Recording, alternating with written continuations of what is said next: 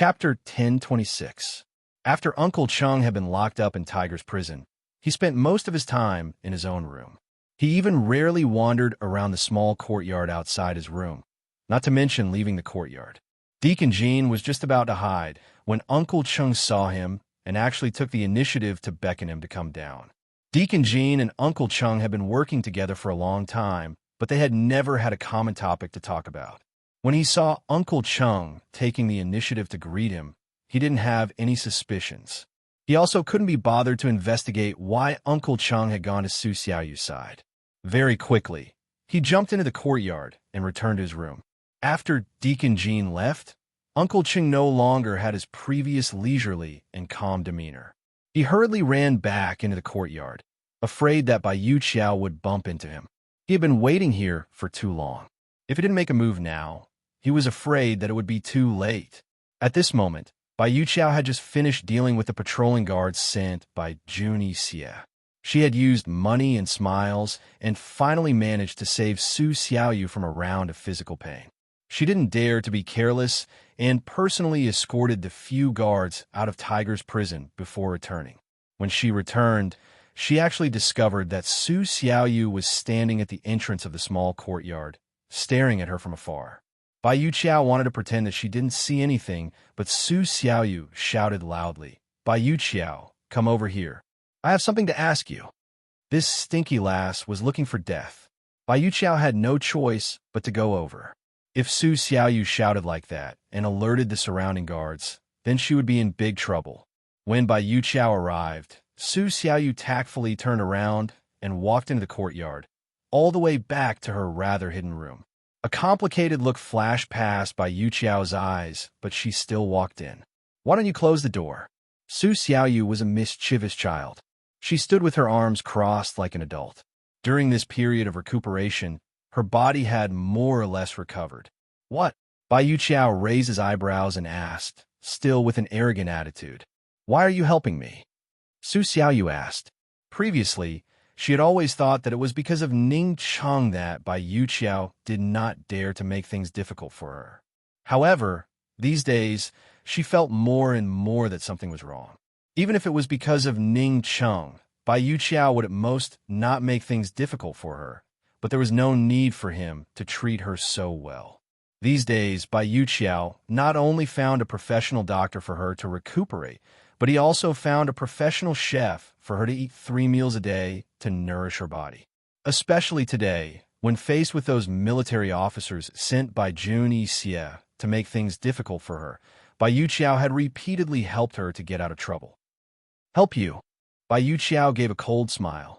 "Su Xiaoyu, who do you think you are?" Su Xiaoyu's smile was even more disdainful than her. "All right, I'll go out now to find the guards to ask who exactly is protecting me like this." Bai Yuqiao shrugged his shoulders with an indifferent look and even specially opened the door for Su Xiaoyu to let her out. Su Xiaoyu really walked out, and Bai Yuqiao's face turned black behind her, but he did not immediately stop her. Su Xiaoyu was not joking as she took big strides forward. Bai Yuqiao followed behind her and was also very calm. However, in the end, she could not help but say, "Su Xiaoyu, you have to think carefully.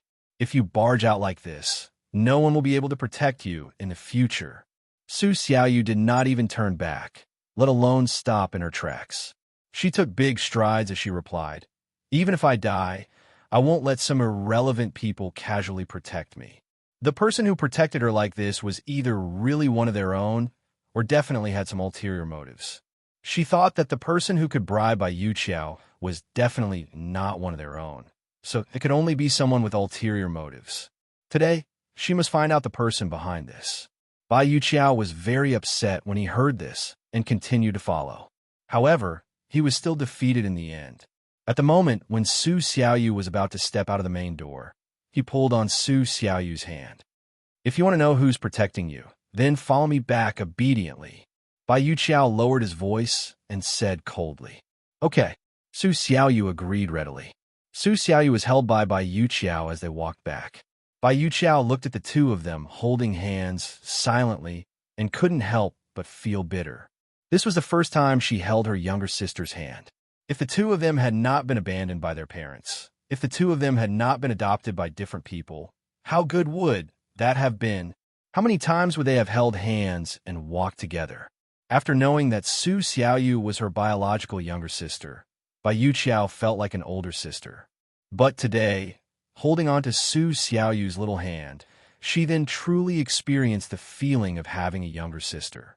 Little you, do you know that since we can't find our parents, the older sister will be the mother? Older sister really wants to hold on to you like this and watch you grow up, watch you get married. Bai Yuqiao unconsciously slowed down her footsteps as she knew that after this round, there wouldn't be another chance. But Su Xiaoyu very quickly flung her hand away. Su Xiaoyu acted as though she didn't notice Bai Yuqiao as she flung her hand away and took big strides forward, not waiting for Bai Yuqiao. Bai Yuqiao looked at her own palm and smiled helplessly. She very quickly gathered her emotions and chased after her. Su Xiaoyu returned to the house and lazily sat on the warm couch. Although she was young, but the posture she sat in was graceful and luxurious, with the posture of a rich lady. Bai Yuqiao recovered her usual arrogance and sneered, "Little lass, please sit properly when you talk to me. Try talking nonsense again," Su Xiaoyu said impolitely. Bai Yuqiao laughed bitterly in her heart. Her biological younger sister was indeed her biological younger sister. Although they didn't grow up together, her character was exactly the same as her. She didn't waste any more time and had already thought of an excuse. "Han Yunxi will protect you, so you can rest assured." When these words came out, Su Xiaoyu immediately jumped up from the warm couch and almost fell down. She didn't look like a little adult and was completely like an anxious little lass. "Really? Really? Bai Yuqiao, I dare you to lie to me. If you don't believe me, you can ask Ning Jing. When spring comes, Han Yunxi and Long Fei Yi will come save you. If you still want to return to Han Yunxi's side, you'd better take good care of yourself. I heard that Han Yunxi never keeps useless people under her." Bai Yuqiao said. Although Su Xiaoyu was very excited, she still maintained her vigilance. She asked again, "So you're saying that you betrayed Jun Yixie? You surrendered to my master?" Bai Yuqiao sneered. "Surrendered? Han Yunxi doesn't have that ability. I just had to deal with Ning Cheng. It's up to you to believe it or not."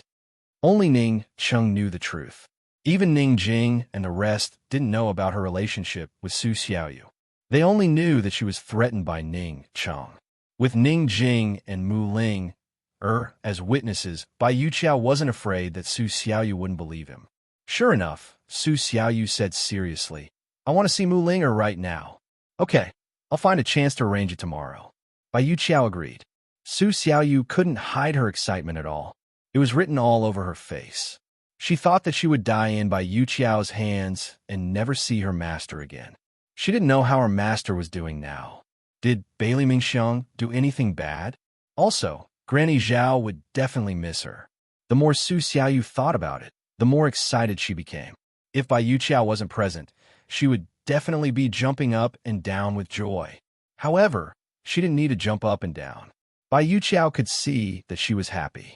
Although Bai Yuqiao had always hated Han Yunxi, seeing her sister so happy, she said thank you to Han Yunxi in her heart. She had already discussed with Ning Cheng that the matter between her and Su Xiaoyu was not to be revealed, especially to Han Yunxi. If Han Yunxi doted on this girl, then she would let her dote on her without any scruples. Bai Yuqiao was about to leave, but she couldn't help but ask, "Little girl, aren't you curious about the deal between me and Ning Cheng?" Su Xiaoyu glanced at her and retorted, "What does it have to do with me?" Bai Yuqiao turned around and left. As she walked, she laughed until tears flowed out of her eyes. The next day, Bai Yuqiao really brought Su Xiaoyu to Mu Ling. After Su Xiaoyu confirmed that what Bai Yuqiao said was true, she was as happy as a child. She bounced around the room and danced with her hands and feet. Ning Jing and Mu Ling then realized that Su Xiaoyu was actually a child. Although the mysterious forest in Tiger's prison was lush and green, and there was no snow, everyone could clearly feel that the temperature was dropping day by day. The real winter was about to start. When winter arrived, spring wouldn't be far away. Other than Uncle Cheng, everyone here was looking forward to the arrival of spring. It wasn't that the warm spring day wasn't their hope. Han Yunxi and Long Fei Yi were their real hope. In the middle of November, Long Fei Yi and Gu had both recovered from their internal injuries. Moreover, the dragon pill had also been refined. Noon today was the auspicious time to open the furnace and test the pill.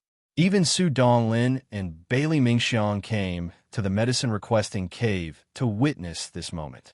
They saw the old man of alchemy perform a very strange technique. Then he gathered his strength and held the furnace door with both hands. He slowly opened it inch by inch. Although Gu said that the amount of medicine they used could refine 5 dragon pill at once, the old man of alchemy also said that he could only guarantee the success of 1 pill. He couldn't promise anything else. Therefore, no one knew how many pills they would see after the alchemy furnace was opened. After all, the dragon pill was a good thing. Moreover, they had paid such a high price. 3 of their lives were almost lost in this alchemy furnace. It would be a lie to say that no one was nervous. Even Han Yunxi, who was a little tired after working hard for a few days, tensed up and stared at the furnace door that was slowly opening. As for the old man of alchemy, after so many medicinal pills refining sessions, his hands were trembling. Gradually, they saw a corner of the alchemy furnace. It was actually a pile of medicinal dregs. Everyone knew what was going on and didn't say anything. However, soon, they saw another pile of medicinal dregs. There were already 2 piles of medicinal dregs, which meant that 2 medicinal pills had already been wasted. The old man of alchemy's hands trembled even more. He continued to pull the furnace door down. Unexpectedly, they saw another pile of medicinal dregs. This was the 3rd pile. That meant that 3 medicinal pills had already been wasted. There were only 2 left, or maybe only 1. What kind of lousy furnace is this? It's a scam. Gu kicked the celestial fire furnace fiercely. The old man of alchemy immediately shouted, "What are you doing? Why don't you try kicking it again? Haven't you heard it enough?" Although the old man of alchemy couldn't do anything about tomorrow, the old man of alchemy still had a temper. "If you didn't scam us, why would we hurt it? It's just a lousy furnace. Why are you so nervous?" Gu's tone became particularly cold. Chapter 10:27. The old man of alchemy glared at Gu and immediately saw the hostility in his eyes. Gu, who did as he pleased, was like a stubborn child. He glared at old man of alchemy, insisting that old man of alchemy give him an answer. The old man of alchemy was stunned. This scene suddenly became very familiar, as if he had experienced it before. For a moment, the old man of alchemy didn't know how to answer. Gu glared at him fiercely, but he didn't hurt the celestial fire Qian cauldron anymore. He pulled the handle of the cauldron and very straightforwardly opened it. For a moment, a strange medicinal fragrance spread out. Everyone nervously gathered around to take a look. They had already wasted 3 dragon pill recovery pills. If they wasted another one, wouldn't that be too depressing? They saw 2 medicinal pills lying quietly in the spacious cauldron. They had a dark color and were round and full. 2. Gu heaved a sigh of relief. This time, everyone's hearts, which had been hanging in the air, finally settled down. They couldn't imagine how disappointed they would be if they spent so much effort only to refine 1 medicinal pills. Although they only got 2 pills, it was better than only 1. At least there was still 1 pill to spare. However, who knew that the old man of alchemy would say, "Wait, old man of alchemy has to check." In other words, they couldn't be sure whether the medicinal pills were refined or not just by looking at them. This time, everyone's hearts were hanging in the air again. Just as the old man of alchemy was about to take out the 2 medicinal pills to check, Gu beat him to it and threw the 2 medicinal pills to Long Fei Yi. Catch! The efficacy of the pills refined by using external forces to supplement the fire is often insufficient. To be cautious, it's better to check them carefully. As the old man of alchemy spoke, he reached out his hand to Long Fei Yi. However, before he could touch Long Fei Yi's hand, he was immediately frightened by his cold gaze and retracted his hand. His little trick could fool the others, but it couldn't fool Gu and Long Fei Yi's eyes. The dragon pill of alchemy was already refined in the cauldron. How could it be insufficient? Otherwise, what was the difference between this celestial fire Qian cauldron and other alchemy furnaces. The old man of alchemy obviously couldn't bear of alchemy and wanted to take one dragon pill of alchemy.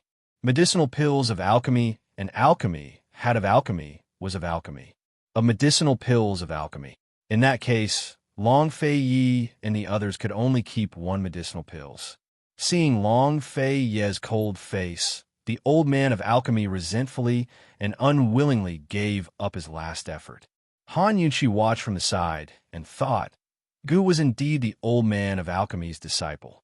The old man of alchemy couldn't hide anything from his eyes. This crazy jailer had no principles at all. He bullied the weak and feared the strong. He was good at swindling and pretending to be crazy.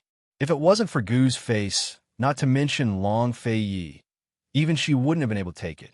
No matter what, the dragon pill of alchemy was in their hands this time. Gu Beiwei can finally be saved. Han Yunqi couldn't help but sigh. Obtaining a few dragon pill of alchemy wasn't the most important thing. The most important thing was that Gu Beiwei's shadow technique was about to recover. Could this be considered a New Year's gift to him? If he knew this news, how happy would he be? In her impression, Gu Beiwei had never lost his composure because of happiness or sadness. He was always so gentle and modest, unmoved by honor or disgrace. Here, Long Fei Yi gave the 2 medicinal pills to Han Yunqi for safekeeping. This dragon pill of alchemy could help a martial artist who had lost his or her internal energy recover. The so-called recovery didn't refer to the recovery of internal energy, but the recovery of the Dantian.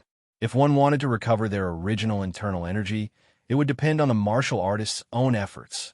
Of course, once the Dantian was recovered, as long as one diligently recuperated, their internal energy would recover very quickly. Although they now had an extra dragon pill of alchemy, Han Yunqi hoped that this dragon pill of alchemy would always be superfluous and would never be needed. One had to know that with their current internal energy, if they needed to use this medicinal pills, it would be a 9 out of 10 chance of survival. After obtaining the dragon pill of alchemy, Han Yunqi and the others naturally had to immediately return to the 3-way black market. They had spent quite a bit of time in the medicine requesting cave, and adding the time they would need to spend on the way back, they would need at least the middle of December to return to the 3-way black market. Based on the current situation on the northernly battlefield, after next spring, Juni Xie and the Northern Dynasty's emperors would enter an all-out confrontation between the 2 armies. In other words, once they returned to the 3-way black market, they had to start dealing with 2 important matters. The first was to rescue people, and the second was to conquer the north. There wasn't much to prepare for rescuing people. With Bai Yuqiao as their spy, they didn't need to worry too much. It was also because of Bai Yuqiao taking care of everything in Tiger's prison that they hurriedly left Ning Jing and Mu Linger there temporarily, lulling Jun Xie's vigilance. Conquering the north was an extremely important matter. Not only did they need to break in, they also needed to take risks, they also needed to work together, and they also needed to clearly divide the work. First, the 3-way battlefield was a natural stronghold at the border of northernly, easy to defend and hard to attack. Whether it was the Ning family army or the East Qin army, they had never crossed the 3-way battlefield and entered northern Li's territory. Even if they had the absolute advantage in terms of military strength, even Long Fei Yi didn't dare to let down his guard. Second, the D clan and East Qin had never deeply cooperated before. If the 2 armies worked together, they would definitely encounter many problems. Although many people could brainstorm, many people would have mixed feelings and things would easily be delayed. Sometimes, it wouldn't be as efficient as having one person in charge. Thus, whether it was for Long Fei Yi and Han Yunqi or for the East Qin army and the D clan, the northern expedition was an opportunity to break in and also a great challenge. Before the expedition to the north, they had to have a lot of time to make ample preparations. Your Highness, the carriages have already been arranged, Su Donglin said in a low voice. This time, if the matter of the dragon pill and the phoenix power is leaked, this old man will definitely turn your alchemy furnace into a furnace for burning corpses. I will do as I say. Although Gu understood the old man of alchemy very well, and knew that he would never leave the medicine-requesting cave, let alone have contact with the outside world. He still left behind these ruthless words. Long Fei Yi did not make a sound. If it wasn't for Gu's face, based on the old man of alchemy's actions regarding the dragon pill, he definitely would have sealed off the medicine-requesting cave. Han Yunqi hesitated a bit before having Su Donglin bring over the remaining snow wine. She said with a smile, "Old man, how about we make a deal?" The old man of alchemy couldn't get the dragon pill, and he couldn't keep Han Yunqi. He had lost both her and his money, so he was disheartened. Hearing Han Yunqi's words, he immediately became spirited. This old man won't do a losing deal. Here, I'll leave the remaining snow wine here, and you can help us refine a few more dragon pill.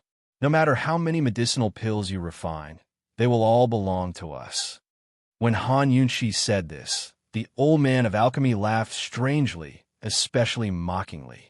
Han Yunqi didn't mind and continued, "As long as you refine a non-poisonous dragon pill, I'll use my phoenix fire to help you nourish the furnace once. What do you think?" The old man of alchemy's strange laughter suddenly became more emphatic. He laughed loudly. "Good. Han Yunqi, you'll do as you say?" "I'm not you," Han Yunqi replied disdainfully. The old man of alchemy didn't blush. He stroked his beard and smoothed his hair, extremely happy. For this kind of strange old man, threatening him to keep a secret was actually reminding him to threaten them with something. It was better to use the carrot and stick, cater to his fancy, and tempt him. With the old man of alchemy's ability, it would take at least a few years for him to refine a non-poisonous dragon pill. By then, they wouldn't be afraid of him leaking any secrets. Long Fei Yi glanced at Han Yunqi and suddenly realized that this woman was actually very suitable for the imperial court. She was quite good at using the carrot and stick tactic. Gu didn't say anything, although he was confident that the old man of alchemy wouldn't leak the secret. Han Yunqi was right to do this.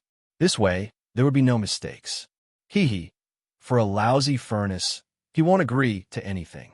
After saying this, Gu leaped into the big hole in the air and left without looking back. He didn't even give the old man of alchemy a chance to refute him.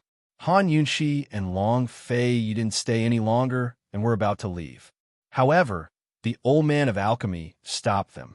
He asked Han Yunqi very seriously, "Girl, do you remember what you promised the old man?" Han Yunqi immediately looked towards the hole, only to see that Gu had already disappeared.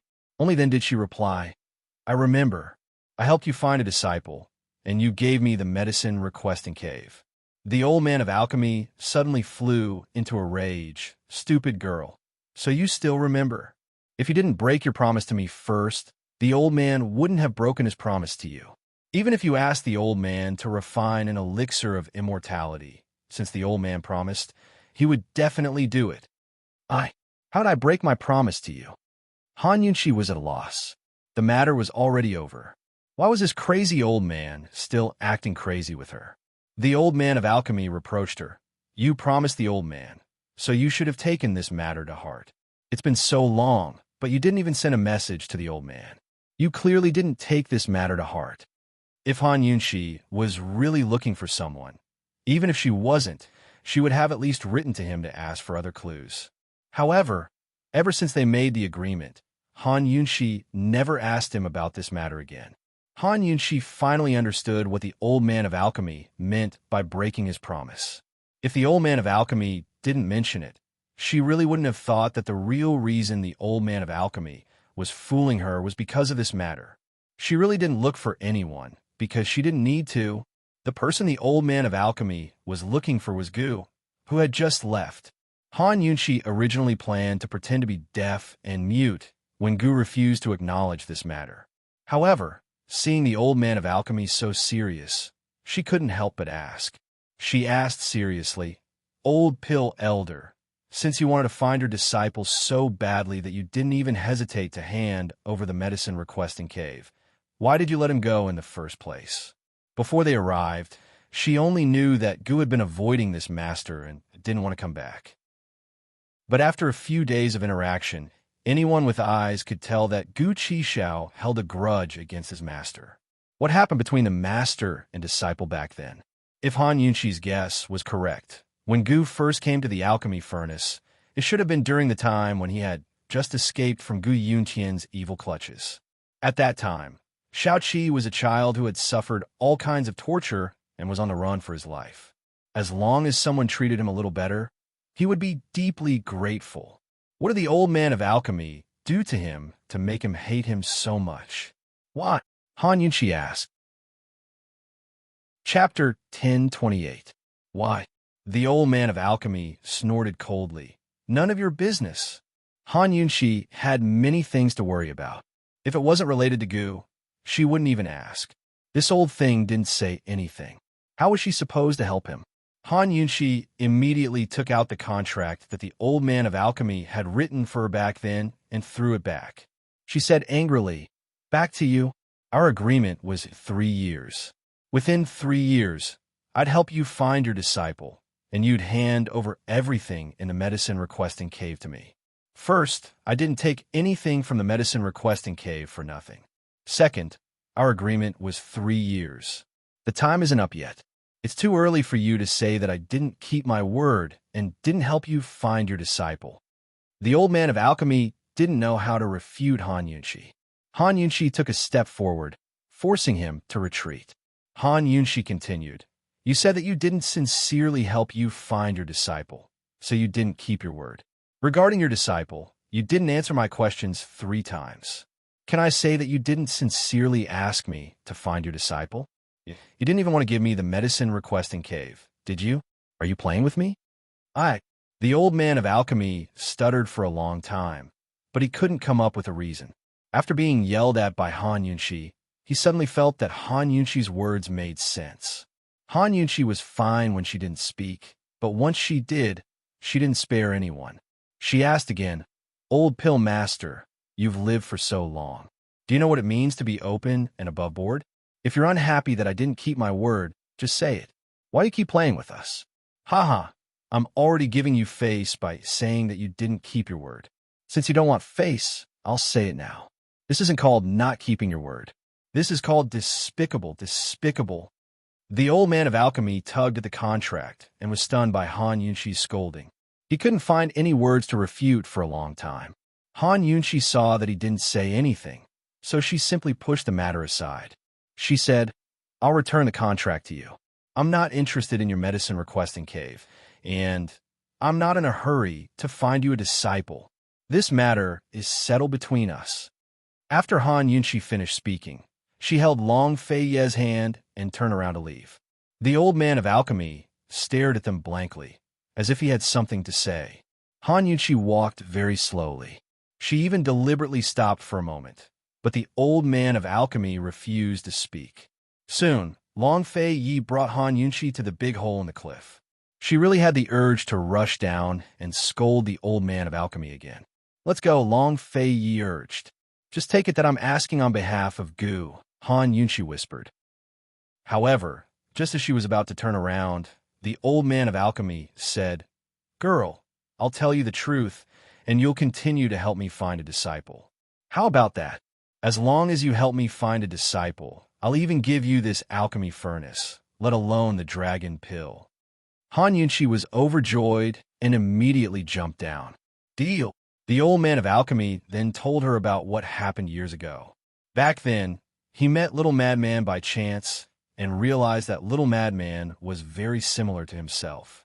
Not only was Little Madman a pharmaceutical genius, but his temperament and character were also very similar.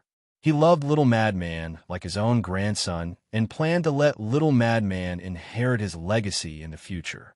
However, one day, Little Madman accidentally kicked the alchemy furnace. He hit Little Madman and forced Little Madman to kowtow and apologize to the alchemy furnace. He also said that if Little Madman dared to hurt the alchemy furnace again, he would drive him away. Although the old man of alchemy was old, he was crazy and carefree like an old urchin. However, when he talked about the past, he was like a lonely and pitiful old man who had no one to take care of him. At that time, he only kowtowed once, and his forehead was broken. Blood flowed all over his face. The blood seemed to have flowed into his eyes. When he looked at the old man, his eyes were all red. The old man of alchemy's eyes were red. Scenes of the master and disciple in the past appeared in his mind again. That day, little madman grabbed his hand and said, "Old madman, I don't want to be your disciple." He chuckled and asked, "Who allowed you to call me old madman? How about I call you grandpa?" Little madman asked very sincerely. That day, he made a very bitter medicinal pills for little madman. He coaxed him, "Little madman, be good and take this medicine. You will grow up soon." "Master, I don't want to grow up so quickly," little madman said very seriously. He asked why. Little madman replied, "When I grow up, master will die of old age and I will have no family." That day, little madman didn't know why, but he suddenly ran over to ask him, "Master, will you throw me into the alchemy furnace to make pills?" He laughed and replied, "Master can't bear to do that." Little madman immediately burrowed into his arms and hugged him for a long time before letting go. Hearing this, Long Fei Ye's face turned cold, but Han Yunqi frowned. She finally knew why Gu still didn't recognize him as his master and didn't come back. For an ordinary child, no matter how severe a beating or scolding was, it could be forgiven. However, for Shao Qi, the old man of alchemy's scolding was enough to make him despair. Not for anything else, but because the old man of alchemy gave him hope, but destroyed it with his own hands. "Old man Dan, do you know that the little madman you met was Shao Qi Gu, who was used by his father for medical experiments? He was used again and again, and was finally expelled from Medical City like a rat." Han Yunqi said this sentence in her heart. She finally knew why Gu hated the alchemy furnace so much, and why he used the alchemy furnace to threaten the old man of alchemy as soon as he entered the alchemy cave. Now, she also found the alchemy furnace to be an eyesore. Coldly, she said, "Don't look for a disciple. Isn't it good to guard your precious furnace for the rest of your life?" The old man of alchemy was anxious. With Han Yunqi and Long Fei Ye's current power, if they really wanted to find someone, they would definitely have a clue. If they couldn't find little madman, who else in this world could help him? He didn't want to lose this opportunity, so he quickly explained. After the old man picked him up, he never yelled at him, not even once. It was just that one time, That time, the old man took medicinal pills and couldn't control his temper. The old man regretted it. "You took medicinal pills?" Han Yunqi didn't understand. The old man took the fire pill that day, so he was upset and couldn't control his temper. Otherwise, this old man's heart would ache for the furnace. "But I wouldn't chase the little lunatic away," Pill Furnace Master hurriedly explained. Han Yunqi was shocked. This matter, did you know? "Girl, this time, the dragon pill incident was the old man's fault. Can the old man apologize to you? You have to help the old man with this matter." The old man is also someone who has one foot in the grave. No matter how many mistakes the old man has made in his life, he can't let down a child. This is the old man's only wish. The old man must make it clear to him. Han Yunqi's heart felt stifled. She unconsciously looked at the cave in the cliff and said, "Old Dan, the child from that year, has already grown up. He's no longer the little madman from that year. I don't know if I can help you find him." The old man of alchemy didn't understand, so he immediately described the little madman's appearance, temper, and talent in medicine. "Okay, I'll help you find him," Han Yunqi said lightly. Han Yunqi and Long Fei flew to the mouth of the cave and continued onwards without stopping. They got on the carriage and were about to leave when the shadow guard, who had been guarding the cave entrance, hurriedly reported, "Your Highness, young Master Gu hasn't come out yet." Su Donglin and Bailey Mingxiang were puzzled. Wasn't Gu the first to come out? Han Yunqi wasn't surprised. She already knew that Gu hadn't left and was hiding. Otherwise, why would she try so hard to interrogate the old man of alchemy? "Uncle Gao, wait outside the medicinal hut," Long Fei Yi said lightly. At this moment, Gu was hiding at the cave entrance, quietly looking at the old man of alchemy who was standing in a daze by the heavenly fire furnace. He hadn't left and had been hiding nearby. He had heard every word that Poison Lass and Crazy Ol had said. He stared blankly at the old madman and stood motionless for a long time. It wasn't until the little medicine boy pushed him from behind that he came back to his senses. The little medicine boy was about to call out to the old man of alchemy when Gu hurriedly covered his mouth and warned fiercely, "Shoo! If you don't listen, I'll poison you mute." The little medicine boy was frightened and didn't dare to make sound. Gu took out a copper coin tied with a red string from his collar and stuffed it into the little medicine boy's hand. He whispered, "Give it to your master and tell him." The little medicine boy waited for a long time, but Gu didn't continue. He looked up timidly, only to see that the big brother in red had no expression on his peerlessly beautiful face. "Tell him what?" the little medicine boy asked timidly. Gu's voice was choked with emotion. He said, "Tell your master that little madman has grown up and don't look for him anymore. Let him take in a new disciple." After Gu finished speaking, he immediately left, leaving the little medicine boy confused. The little medicine boy didn't dare to delay and quickly sneaked into the secret passage and slid all the way to the bottom of the alchemy cave. "Master, master, that big brother in red asked me to give you this." The little medicine boy held the copper coin and raised his hand high.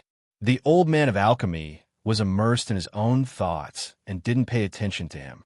Regarding Gu, other than his beautiful eyes, he didn't have a good impression of Gu. "Master, that big brother in red asked me to pass on a message." When the little medicine boy said this, the old man of alchemy looked down and saw the copper coin in the little medicine boy's hand. He was immediately stunned. This copper coin was different from the others. This copper coin had a very obvious flame on it. He had personally burned it for little madman. The old man of alchemy grabbed the copper coin and asked in surprise, "This? Who gave this to you?" "That big brother in red, the very beautiful one." The little medicine boy replied. "Gu, how did Gu have this copper coin? How could it be?" Thinking of Gu's beautiful peach blossom eyes again, the old man of alchemy was so shocked that his heart trembled. Without saying a word, he chased after them. He hadn't left the medicine hut for more than 10 years. In one breath, he chased out of the medicine hut. Unfortunately, Han Yunqi's carriage had disappeared. The old man of alchemy hurriedly turned back and asked the little medicine boy, "What else did he say?" The little medicine boy had never seen his master so excited and nervous. He conveyed Gu's words word for word. He said that little madman has grown up and asked you to stop looking for him. He also asked you to take in a new disciple. The old man of alchemy held the copper coin tightly and murmured excitedly, "It's him, it's him, it's actually him." Chapter 1029. The old man of alchemy recalled Gu's every move after he entered the medicine requesting cave. Only then did he realize how stupid he was. Little madman was right in front of him, but he didn't recognize him. The little lunatic knew everything about the medicine requesting cave, knew everything about the pill refining cave, and even knew what he was thinking. He didn't recognize him. The old man of alchemy smiled bitterly. Then, he recalled Han Yunqi's aggressive questioning. He hurriedly asked the little medicine boy, "When did Gu give you this copper coin?" "Just now. I thought they had all left." "Gu, he was hiding up there and secretly watching you," the little medicine boy answered timidly. The old man of alchemy smiled, even more helplessly. So that's how it is. Gu Qixiao hadn't left, so he'd heard everything he and Han Yunqi had said. The old man of alchemy smiled bitterly until tears almost fell from his eyes. Soon, he realized the problem. He exclaimed, "He's Shao Qi from Medical City." Although the old man of alchemy didn't care about worldly affairs, ever since Long Fei Yi asked him about the dragon pill, he had been in contact with Long Fei Yi and Han Yunqi. He more or less paid attention to the happenings in Medical City and Medical City. The fact that Gu Yuntian, the dean of the medical college, used his illegitimate son to test medicine was a big deal in the medical world. Of course, he knew about it. However, how could he have known that the pharmaceutical genius he picked up from the medicine field back then was Shao Qi, who had escaped from Medical City? He recalled the first time he met Shao Qi's miserable appearance. He recalled the longing in Shao Qi's eyes when he said he didn't want to grow up.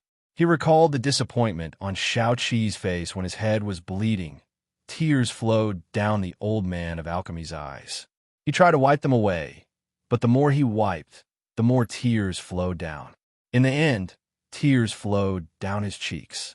He finally realized that he had missed such a good disciple. After he finished refining the dragon pill, would Xiao Qi still come to collect the medicinal pills? The old man of alchemy hung the flame copper coin in front of his chest and shouted, "Pass down my order, close the cave." The old man is going into seclusion to refine pills. He would wait. He was waiting for the little madman to return. He wanted to tell the little madman that he would only accept one disciple in this lifetime. He wanted to tell little madman that in his master's eyes, little madman would always be a child and would never grow up. The old man of alchemy had already given the order to close the medicine-requesting cave. However, Gu was still galloping on his horse, afraid that he would be caught. His speed was shockingly fast. In the end, the Long Fei Yi had to personally drive the carriage to catch up. "Gu, you've been running for a whole day. There's a tea house up ahead. Go in and rest. We'll continue tomorrow," the Long Fei Yi shouted. Gu did not react at all. He continued to run forward, as if he was running for his life. Han Yunxi poked her head out of the carriage and asked, "He couldn't have done something to the old man of alchemy, right?" The Long Fei Yi replied with 3 words, "Only God knows." "Gu, did you hear me?" The Long Fei Yi shouted again. Gu still did not answer. In the end, the Long Fei Yi lashed out with his whip and broke Gu's horse's leg. The horse lost its footing and could not stop in time. Gu was suddenly in the air. Only then did he look back and say angrily, "Long Fei Yi, what are you doing? I told you to stop. Didn't you hear me?" The Long Fei Yi asked. God knows what Gu was doing in the medicine-requesting cave. At least based on his current condition, he was fine. Gu's acting skills were top-notch. Even if Han Yunxi and the Long Fei Yi knew about him and the old man of alchemy, he could still pretend that nothing had happened. When the Long Fei Yi's carriage stopped in front of him, he said to the Long Fei Yi, "The wind was too strong. I didn't hear what you said clearly." Han Yunxi hid in the carriage and almost laughed out loud. She knew that Gu was fine. The Long Fei Yi lashed out with his whip and drove the carriage over. Gu hurriedly dodged, and the Long Fei Yi drove the carriage away. Su Donglin drove another carriage and followed closely behind. Gu hurriedly chased after him. "Hey, wait for me. I don't have a horse." That night, they stayed at a tea house. The Long Fei Yi ordered that Su Donglin should rest while Gu stayed to keep watch. When the Long Fei Yi was about to enter, Gu muttered, "Using public office to avenge a private grudge." The Long Fei Yi replied casually, "You can't sleep anyway." Her few words left Gu Qishao speechless. That night, Gu really couldn't sleep. He sat outside Long Fei Yi's large courtyard entrance for the entire night. The next day, he couldn't muster up the energy to ride a horse. He obediently nestled in Su Donglin's carriage and slept for the entire day. Just like that, Han Yunxi and the others headed north, hurrying towards the 3-way black market. Along the way, no one mentioned the old man of alchemy again. On the 15th day of the 12th month, they finally arrived at the 3-way black market. There was still about half a month before New Year's Eve. Everyone was rushing home to celebrate the new year, so the 3-way black market was especially deserted. Han Yunxi and the others arrived at the back door of East Origin Palace. As soon as they alighted from the carriage, they saw Gu Beiyue standing at the entrance, waiting for them. His white robes were even more flawless than the snow outside, untainted by a speck of dust. He was alone and lonely, but the warmth and indifference in his eyes didn't let others see that he was lonely. He was as gentle as jade, and his smile was as gentle as the wind. Let alone the fact that it was the 12th month of winter outside, a world of ice and snow. Even the spring breeze could not compare to the faint smile on his lips. "Northmoon, have you been well recently?" Han Yunxi said nothing. She smiled at Gu Beiyue. Long Fei Yi was even more speechless. However, as soon as he saw Gu Beiyue, he nodded towards him. This was out of courtesy. Gu wrapped his arm around Gu Beiyue's shoulder casually and walked inside. "Brother, we brought you something good. Let's go." Gu Beiyue was waiting for them, as well as for the dragon pill. However, even though Gu had said that, he still asked seriously, "Everyone, did your trip go smoothly?" Before long, Fei Yi and Han Yunxi could say anything, Gu said with a chuckle, "With your Westerchin princess around, there's only good things. Nothing goes wrong." Gu Bei will look back at Han Yunxi. Han Yunxi said with a chuckle, "Refining pills takes a lot of time. I have to convert my energy into fire. I accidentally activated the power of the phoenix in my body. Once I control the power of the phoenix, I'll be a master like you." The power of the phoenix? Gu Beiwei was very surprised. He had never heard of this power before. It's the power hidden in the phoenix birthmark. It's passed down from generation to generation like the poison storage space. I discovered it. Han Yunxi remained happy the entire time. "I can't use much right now. I still need to train hard." Gu Beiwa looked at Long Fei Yi again. Long Fei Yi was as expressionless as usual, his eyes cold and clear. Seeing that Long Fei Yi didn't say anything, Gu Beiwa believed her. He smiled and said, "Congratulations, princess." This subordinate always felt that the phoenix birthmark was mysterious. "I didn't expect it to be this powerful. Princess, you'll have to work hard for a year or two. Congratulate me after I've mastered it," Han Yunxi said seriously. With their masters acting this way, Su Donglin and Bailey Mingxiang naturally didn't dare to say anything. The three of them went through many twists and turns in medicine requesting cave, narrowly escaping death twice. It was as if the pain they suffered never happened. No one mentioned it. For Gu Beiwei, it was worth it. Back in the house, Han Yunxi hurriedly took out the dragon pill and handed it to Gu Beiwei with both hands. Gu Beiwei was terrified. He quickly bowed to receive it. "Many thanks, princess." He still wanted to thank Long Fei Yi and Gu. Long Fei Yi didn't say anything. Gu personally brought the water over. "What are you wasting words for? Quickly take it. Let us see your shadow technique." Only at this time did Gu Beiwei's calm heart begin to stir. He held the dragon pill and couldn't help looking at Long Fei Yi. When did he think that his legs would be crippled and he would lose all his martial arts? When he was in his most difficult situation, he fell into Long Fei Yi's hands. He thought that he would lose his life. But who would have thought that not only would Long Fei Yi accompany the princess to ask for medicine, he would also help the princess and Gu bring back the dragon pill. He was the East Qin crown prince. Gu Beiwei placed the dragon pill in his mouth. He raised the cup of water with one hand and slowly drank it. His other hand's index and middle finger gently bent down on the table, replacing his knees with two fingers as he bowed to Long Fei Yi. From this moment on, his shadow technique would return. From this moment on, there would no longer be any Eastern or Western Qin in his heart. From this moment on, he began to hope that this man in front of him could flatten Northern Li, sweep away Tian, and unify Tianning's south and rule the world. Long Fei Yi naturally noticed the movements of Gu Beiwei's hands. When Gu Beiwei put down the cup of water, he slightly raised his hand on the armrest. This was a gesture to dispense with formalities. This represented that Long Fei Yi had accepted Gu Beiwei's allegiance and accepted Gu Beiwei's expectations. Their movements were seen by Han Yunxi, but she didn't participate. She felt that this was a man's etiquette. In her eyes, Gu Beiwei would always be her friend. She hoped that after the chaos in Cloud Realm ended, Gu Beiwei would be able to live closer to them. Like this, when she was free, she could go to his quiet garden to drink tea and chat. At his place, she would always be able to relax. Gu didn't notice anything. He was most concerned about the effects of the medicine. How is it? He anxiously asked. Gu Beiwei only felt his dantian warm up after the dragon pill entered his stomach. Gradually, a warm current gathered in a qi that made him feel very comfortable. He quickly sat down cross-legged on the warm couch on the side and began to circulate his energy. Seeing this, Long Fei immediately went over to help.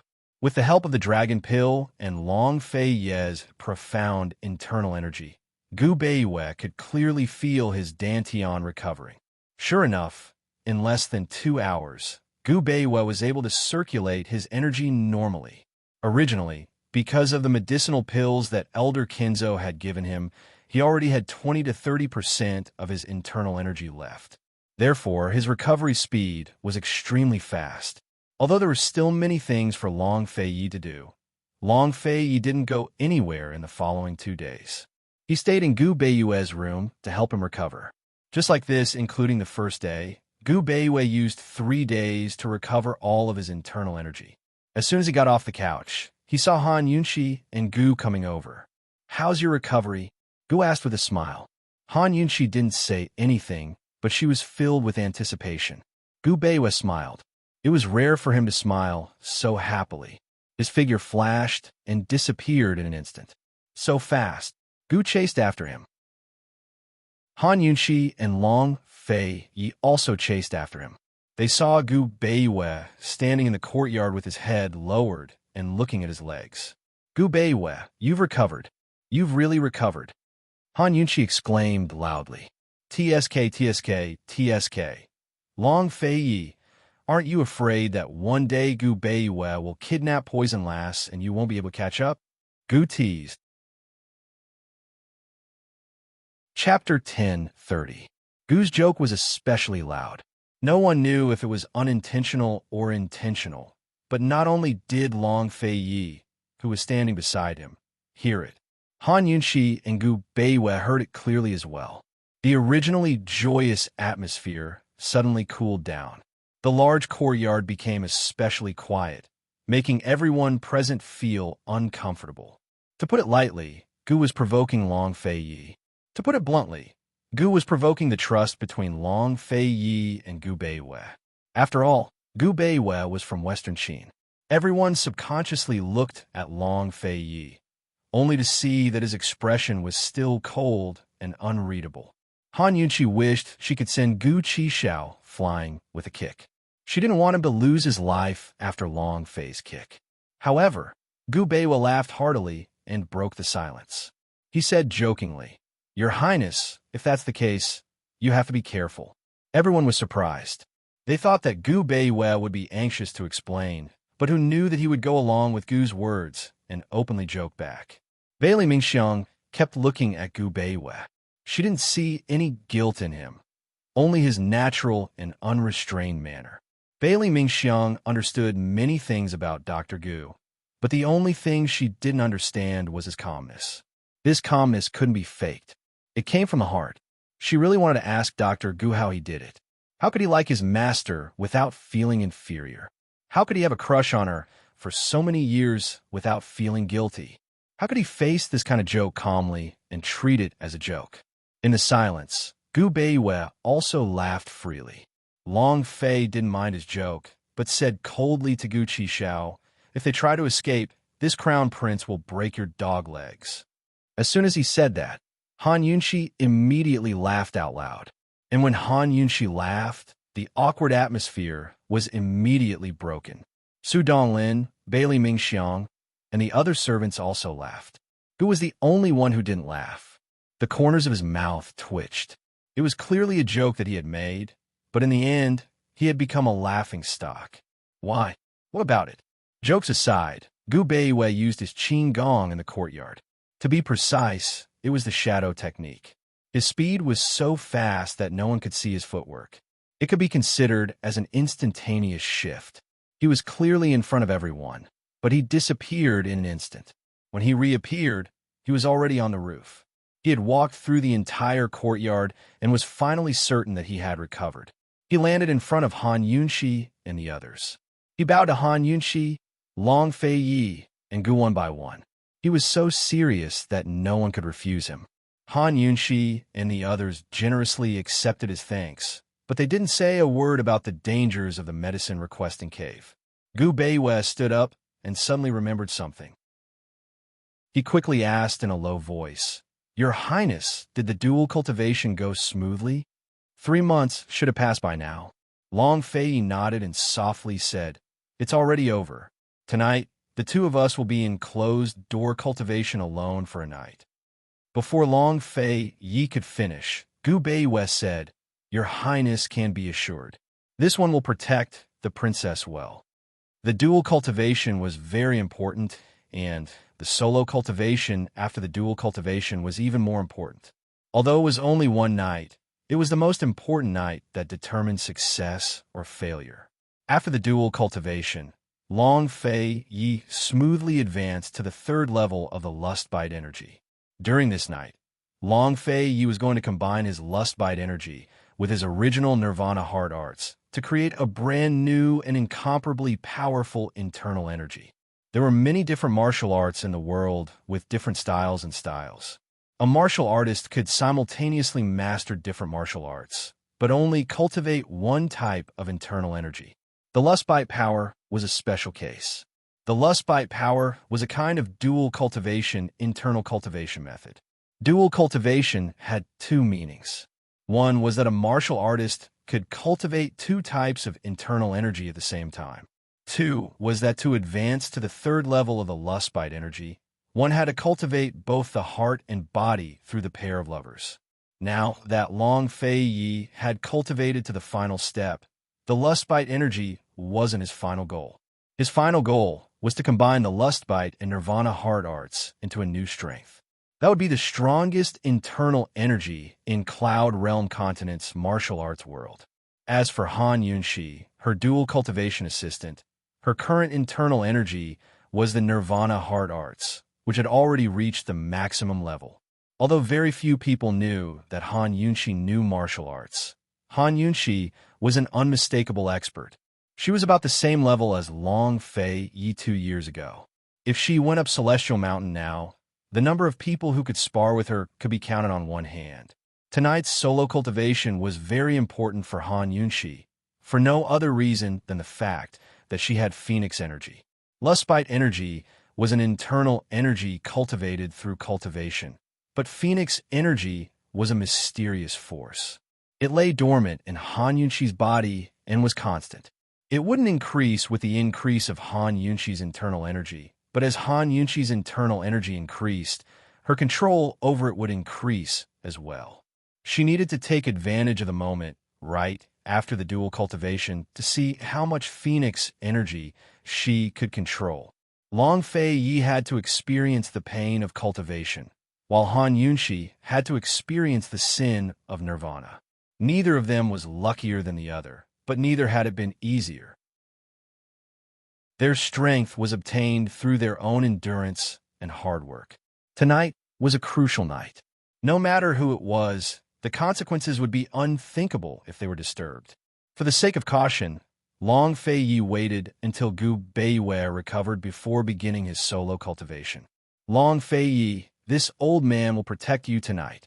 Gu's tone was really big this time. Everyone looked down on him, but Long Fei Yi actually nodded. Gu was grinning cockily when Long Fei Yi said, "Go squat at the gates." Who was squatting at the gates to guard them? Everyone was silent at first, but in the end, they couldn't help but laugh. As expected, Long Fei Yi didn't use any vulgarities when cursing. Su Donglin silently memorized the entire exchange. While he was secretly recording Yi Shi's sayings, he had also secretly recorded every single word his master had said about killing Gu Qishao. He'd even given the book a very pleasant-sounding name, A Fool's Talk. After the curtain of the sky fell, Long Fei Yi and Han Yunxi went into seclusion in 2 adjacent rooms and began their solo cultivation. Gu Beiyue brewed tea at the tea table in the courtyard. He seemed to be leisurely, but he was paying attention to every movement in his surroundings. Gu pretended not to squat at the gates. He sat on the steps in front of Han Yunxi's door, seemingly flipping through the poison scripture. In reality, he was also paying attention to his surroundings, just like Gu Beiyue. When it was time to be serious, Gu would never be careless. Even though their whereabouts were a mystery, and even the people of Myriad Merchant Hall didn't know they had returned. However, for safety's sake, the entire East Origin Hall was heavily guarded. They didn't sleep or speak for the entire night, all the way until dawn. Only then did Gu stand up and stretch his legs, walking towards Gu Beiyue. He whispered, "It's about time, right?" At this point, it should be considered smooth. There were no external disturbances, and Long Fei Yi and Han Yunxi were very quiet. There were no major problems. Gu Beiyue poured a cup of tea for Gu to wake him up. Gu sat down across from him. Since he had nothing to do, he said, "Let's make a bet." "Bet on what?" Gu Beiwe was interested. "Bet on who comes out first." Gu said he really had nothing to do, and he couldn't sleep. "If you lose, help me put in more good words in the future. Don't always side with Long Fei Yi." Gu Beiwe chuckled and asked, "And if I win, you can name your terms." Gu was very straightforward. "If I win, you'll have to watch that mouth of yours." Gu Beiwe was very serious. "You'll fall for it sooner or later." Gu rolled his eyes at him. He couldn't be bothered to bet with him. At this moment, the door to the room on the right opened. Han Yunxi was the first to come out. Gu Beiwe and Gu Qishao were both pleasantly surprised as they rushed over. "Princess, did it go smoothly? Poison girl, how is it?" Han Yunxi didn't have the smile they were expecting. Instead, there was only confusion on her face. She didn't answer them. Instead, she looked towards the closed door next door and asked, "Long Fei Yi hasn't come out yet, right?" "Not yet." Gu Beiwe asked seriously. "Princess, did it not go smoothly?" Gu Beiwe's anxiousness was written in his eyes. Gu's anxiousness was written all over his face. "Poison girl, what happened? Hurry up and tell me." They had been dual cultivating every night for 3 months. In order to maintain it, they had sacrificed a lot in Medicine Requesting Cave. After 3 months, it should have been smooth sailing. Gu was not only anxious, but also a little unwilling. "I can't control much of the Phoenix power. I keep feeling that something is wrong," but Han Yunxi was just speaking when Long Fei Yi suddenly opened the door. The moment he walked out, everyone saw that something was wrong with his expression. "What's wrong?" Han Yunxi was very uneasy. The lust bite power and Nirvana's inner energy can't fuse. Long Fei Yi's brows were tightly knitted. Although this last step was crucial, it wasn't difficult for him. He was originally full of anticipation, but he never thought that at the end of dual cultivation, there would be a problem in the final stage of dual cultivation. And such a big problem at that. The lust bite power and Nirvana's inner energy couldn't fuse. This meant that he had advanced to the 3rd stage of the lust bite power without having a big breakthrough. In a sense, his advancement was unsuccessful. Before dawn, Long Fei Yi had finished his dual cultivation. He sat alone in the room and pondered for a long time. He only came out when he heard the commotion outside. How could this be? Han Yunxi couldn't understand either. She said, "Long Fei Yi, I can only control 30% of the wind power.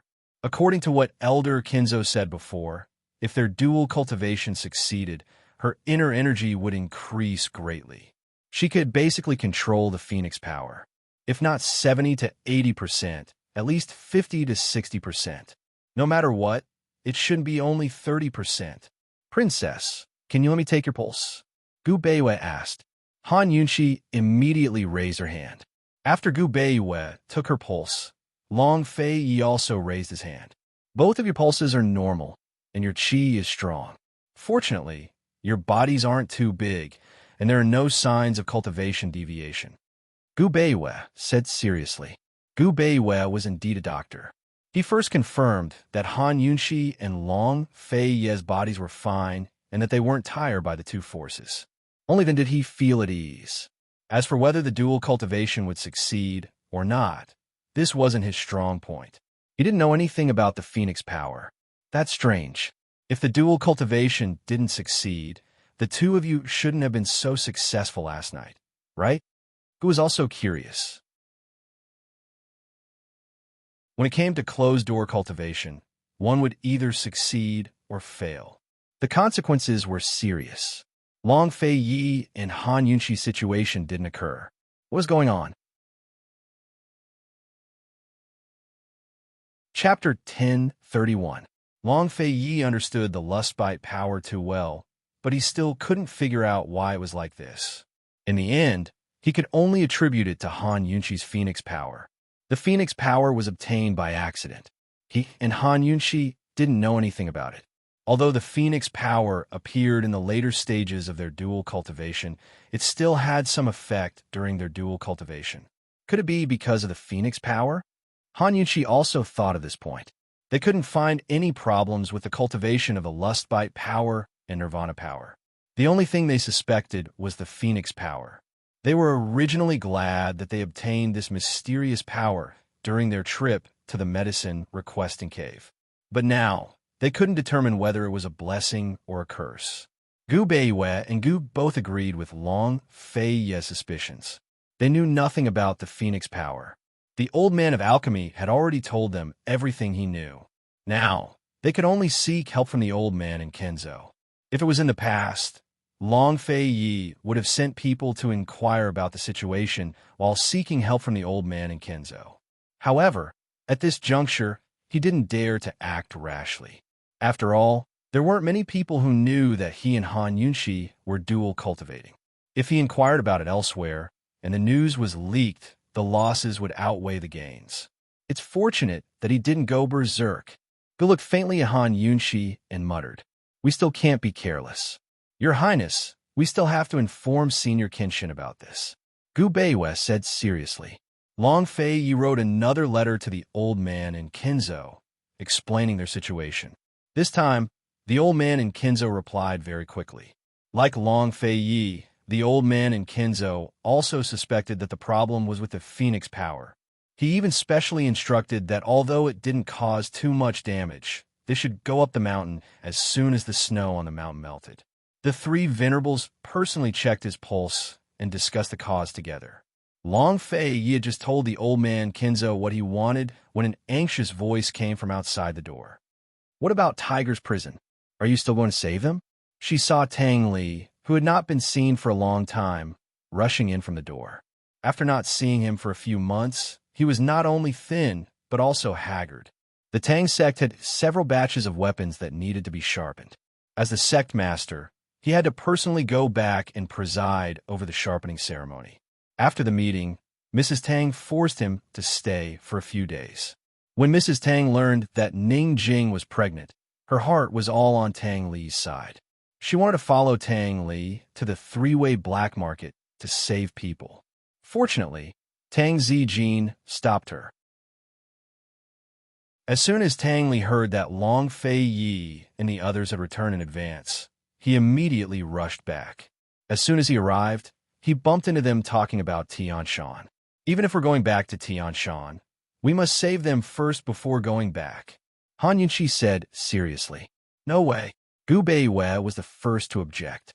This matter could not be taken lightly or impulsively. "Princess, the expedition to the north is a big matter. It's not a game. Save them first, then go to Tianshan. Leave the northern expedition to the soldiers." Gu Qishao interrupted impatiently. He did not understand the world's affairs, nor did he care about them. He only knew that if he did not understand the matter of dual cultivation and the power of the Phoenix, there would always be danger lurking around Poison Lass. In his view, Poison Lass's safety was the most important thing. That's right. Save them first, it's important." For the first time, Tang Li agreed with Gu's words. Tang Li was the same as Gu. He did not understand the world's affairs, nor did he care about them. In his view, Ning Jing and the child's safety was everything.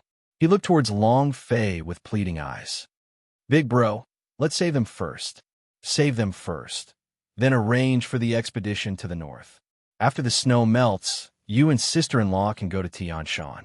As for the expedition to the north, as long as you arrange it well, there won't be any problems." After Tang Li finished speaking, he continued to stare into Long Fei's eyes. It was just like when he begged this brother of his when he was young. He would look at him so pitifully that his heart would soften. He knew that if they were worried and insisted on going to the expedition personally, the rescue mission would be delayed until they returned from Tianshan. Once the civil war in northern Li entered a stalemate, there would not be much difference between the expedition to the north in the spring and summer. Brother and sister-in-law could go to Tianshan first, then come back to save them and go to the north. "Brother, Ning Jing is about to give birth," Tang Li begged. "We agreed that you would go and save them once you came back." These days, if not for Ning Jing's letter forcing him to calm down, he would have gone to Tiger's prison by himself. As a husband, how could he allow his wife to be in danger when she was pregnant? Long Fei looked at his haggard brother and did not say anything for a long time. There should be no change in the plan for this matter. He had too many things to consider. Sect Master Tang. This is the first time that Eastern and Western Qin have cooperated, and it is also the beginning of breaking the ice. His Highness and the princess must go to the expedition personally. Otherwise, there will be internal strife between the two armies before they reach Northern Li. Gu Beiwei said with a serious expression. The problem he mentioned was also the biggest and most troublesome problem that the expedition to the north would face. When the cooperation was first finalized, the D clan was fighting for power. Once they started to talk about the alliance, the D clan's military would definitely have more demands. The Bailey army was also not easy to deal with. Even the armies of the Commander-in-Chief's office in the south were not easy to deal with. Both sides wanted to fight for power and achievements to pave the way for the future. That's enough. Let's not go north for now. Let's save the hostages first and hold back the troops. Gu came up with yet another rotten idea. Tang Li immediately nodded furiously in agreement. Finally, Long Fei Yi opened his mouth. Coldly, he said, "Absolutely not." The reason they hadn't rescued the hostages was because they didn't want to alert the enemy. Once they rescued the hostages, Bai Yuqiao's spy would be exposed. Ning Cheng's plan would also be exposed. Currently, the situation in northern Li was more or less settled.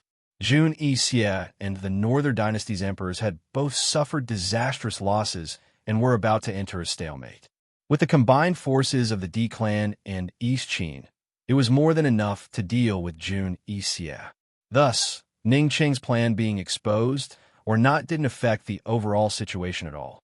Even so, they couldn't abandon the D clan after rescuing the hostages. Once Jun Yixie found out that he'd been tricked, his personality would likely throw caution to the wind and send his troops south to attack Tianning. The Northern Dynasty's emperors would be most happy to see Jun Yixie head south. He wouldn't chase after him because he didn't have enough troops left to do so. In other words, once Jun Yixie headed south, Tianning would be the first to bear the brunt of his attack. If they didn't join forces with the East Qin army, the D clan's current strength would be insufficient to deal with Jun Yixie. In any case, if they wanted to rescue the hostages, they had to make preparations for a northern expedition.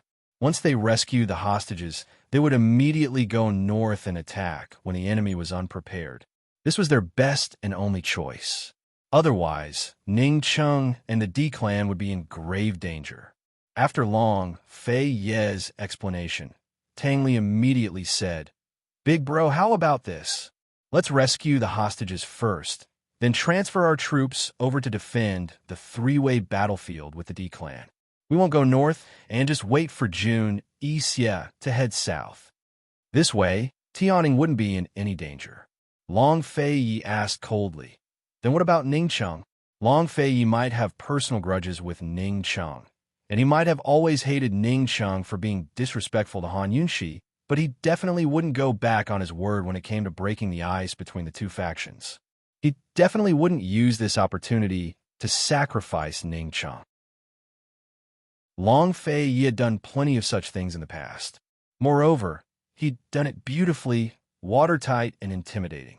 But this time, no matter how much enmity and dissatisfaction he felt towards Ning Cheng, he knew to endure. When it came to matters of state and the world, he focused on the matter, not the person.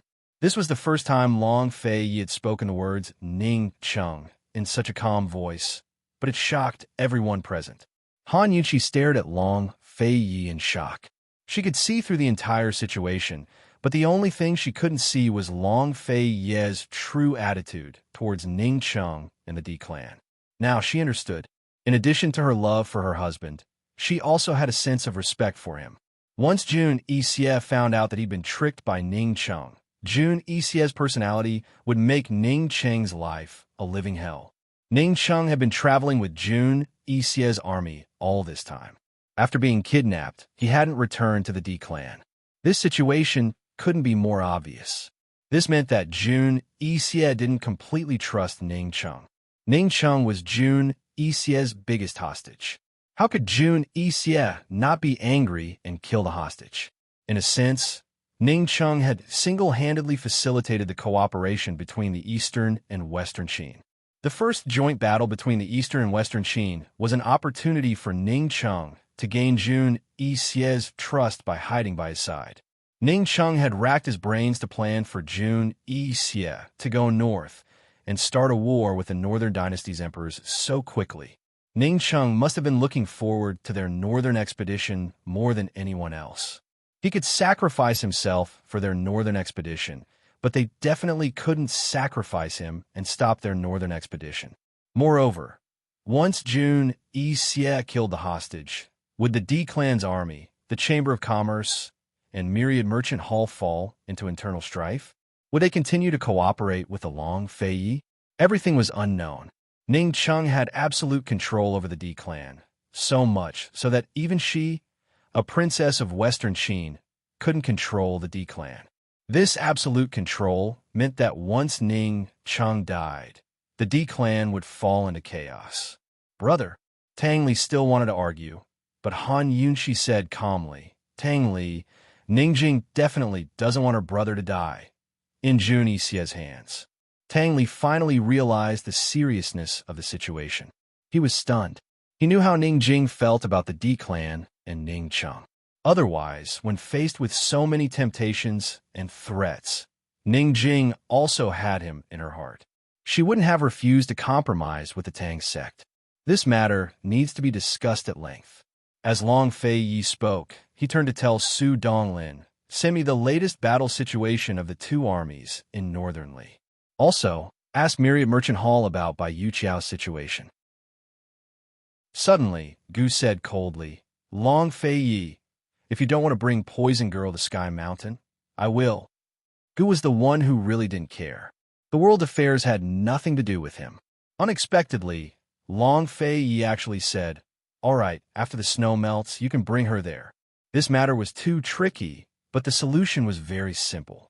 Han Yunxi would first return to Sky Mountain and let the Supremacy check her pulse to find the reason for the failure of dual cultivation. He would stay behind to preside over the cooperation between Eastern and Western Qin and personally lead the expedition to Northern Li. Deal. Gu was finally satisfied. However, Han Yunxi stared at the two of them with a sinister gaze. She just stared without saying a word. Chapter 1032. Han Yunxi stared at Long Fei Yi and Gu without saying a word, but the corners of her mouth curved into a sneer. These two guys were really interesting. They didn't even ask for her opinion and directly made a decision for her. What was this? Long Fei Yi and Gu reached an agreement.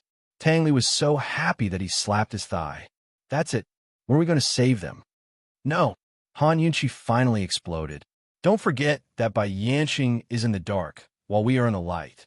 Once the Eastern, Western Qin allied army went north, Long Fei Ye's whereabouts would be exposed. Bai Yanqing could find them at any time. Moreover, Jun Yixie was good at poisons. If she and Gu left, Long Fei Yi would have no one who was good at poisons who could compete with Jun Yixie. How could she rest assured? Moreover, if she left, the D army would be more difficult to manage. The communication between the Eastern, Western Qin and the Eastern, Western Qin would be more difficult. Although she didn't have absolute control over the D clan, as the princess, the D clan's army and the Chamber of Commerce would more or less know to restrain themselves. Han Yunxi really didn't know what kind of rotten idea these men had come up with. Gu didn't care so much. He only cared about Han Yunxi's safety. Therefore, he could abandon the world for Han Yunxi's sake. Long Fei Yi cared about a lot, but he also cared about Han Yunxi's safety. Therefore, he carried all the pressure and danger on his shoulders for the sake of the world and Han Yunxi. He was ready to face Bai Yanqing and Jun Yixie alone. He had fought with Gu before, and although he couldn't kill the immortal, he could trap them. As for Jun Yixie, with his current martial arts, Jun Yixie might not be able to poison him. As for the cooperation between Eastern and Western Qin and the Northern Expedition, although it would be more difficult to communicate without Han Yunxi, he believed that he could handle it. The power of the Phoenix was an unknown accident. How could he allow this accident to remain in Han Yunxi's body for too long? In the face of Han Yunxi's anger, although Tang Li was anxious, he did not dare to speak again. Everyone was also silent. who knew that Long Fei Yi would be very firm and cold. It's decided then. I object, Han Yunqi said coldly. Objection overruled. The bigger picture is more important. Long Fei Yi was very serious, but Han Yunqi was even colder. For the sake of the big picture, I have to stay.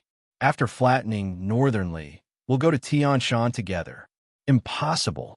Long Fei Yi did not budge an inch. Once the northern expedition started, this war would not end until 1 or 2 years later. In any case, I'm not leaving. Han Yunqi insisted to the end. Long Fei Yi did not speak again. His brows were tightly knitted, and he stared at her especially sternly. Han Yunqi let him stare and looked into his eyes without fear. However, as time passed, she did not see his attitude change. This kind of cold and domineering Long Fei Yi made Han Yunqi feel unfamiliar. It was so unfamiliar that she felt like she had returned to a few years ago when she first met him. At that time, no matter how cold he was, she was at most afraid. But now, her heart felt very uncomfortable. Long Fei Yi, this is my own matter. Don't I have the right to decide? Han Yunqi, you always don't listen to me. Can't you listen to me for once? The two of them spoke at the same time, but their words were completely different. Once they finished speaking, the two of them fell silent. The people around them did not dare to make a sound.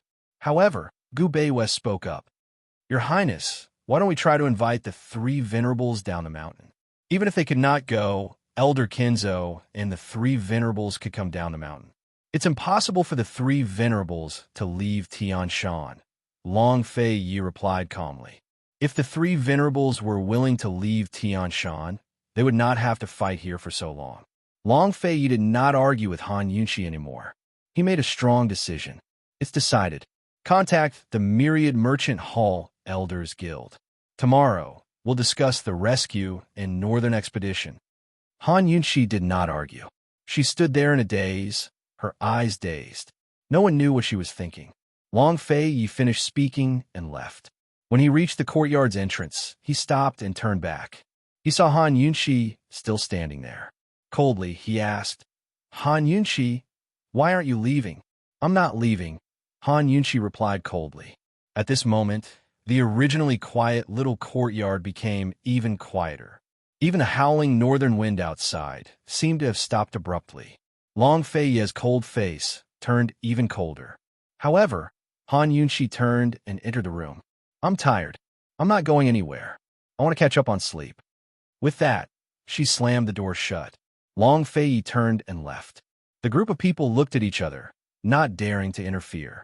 Did Long Fei Yi and Han Yunqi have a fight? No one knew what to do. Gu was the first to leave. No one knew where he was hiding to catch up on sleep. Gu Beiwei and Tang Li left together. Tang Li was silent the whole way. Unknowingly, he followed Gu Beiwei back to his room. Sect Master Tang, you must be tired from the journey. You should go back and rest. When Gu Beiwei said this, Tang Li came back to his senses. He realized that he had walked into Gu Beiwei's courtyard. Gu Beiwei, should I wait for them to come back from Tianshan before begging them to save me? Tang Li lowered his head when he said this. Gu Beiwei could not see his expression, but he knew that he was very unwilling to say this. Sect Master Tang, do you want to hear the truth or a lie? Gu Beiwei asked patiently. A lie. Tang Li answered without hesitation. A lie? I don't need to say it. You should go back and rest. Gu Beiwei smiled helplessly. Tell me the truth. Tang Li finally raised his head. Gu Beiwei was a very compassionate person, but he was also a very cruel person. His compassion came from his compassion as a doctor, but his cruelty came from his pure and flawless heart. He was always so calm. When he looked at things, he would never be disturbed by anything. He was so clear that he was like a mirror that could restore everything to its original state. He said, Sect Master Tang, His Highness, and the princess were wrong from the beginning. Tang Li was very surprised. What do you mean? If not for the unexpected power of the phoenix, everything would have gone smoothly. Big brother and sister-in-law would have even returned early. They would have had plenty of time to prepare. Sect Master Tang, His Highness, and the princess's decision to save people at the beginning of spring and go on an expedition to the north was a very ignorant choice. This one believes that if not for the fact that Ning Jing was pregnant, His Highness would never have made such a stupid choice. Gu Beiwe said. Tang Li was immediately stirred up. He wanted to refute, but Gu Beiwe stopped him and continued. Sect Master Tang, after spring, the Eastern and Western Qin armies will definitely be able to reap the benefits. However, the beginning of spring is definitely not a good time, because once spring comes, the ice and snow will melt and the weather will be cold. The conditions on the battlefield will most likely be worse than winter. When these words were said, Tang Li was stunned. Why didn't he think of this? Although he didn't understand war, he understood the influence of climate on war. Sect Master Tang, the D-Clan army is the same as you. They are anxious to save people. The one they are saving is not Ning Jing, but rather Ning Cheng. So they agreed to send troops north at the beginning of spring. However, the entire East Qin army is against it. In their eyes, going north at the end of spring and the beginning of summer is the best time. Gu Beiwe stopped here. Back then, in order for Long Fei Yi to set out at the beginning of spring, it was easy to imagine how much effort he had to spend to convince the Bailey Army and the South Central Commander-in-Chief's armies. But Long Fei had never brought up any of these things. If Gu Beiwe didn't mention it, how many people would know how difficult it was for Long Fei Yi? Tang Li was silent, but Gu Beiwe wasn't finished.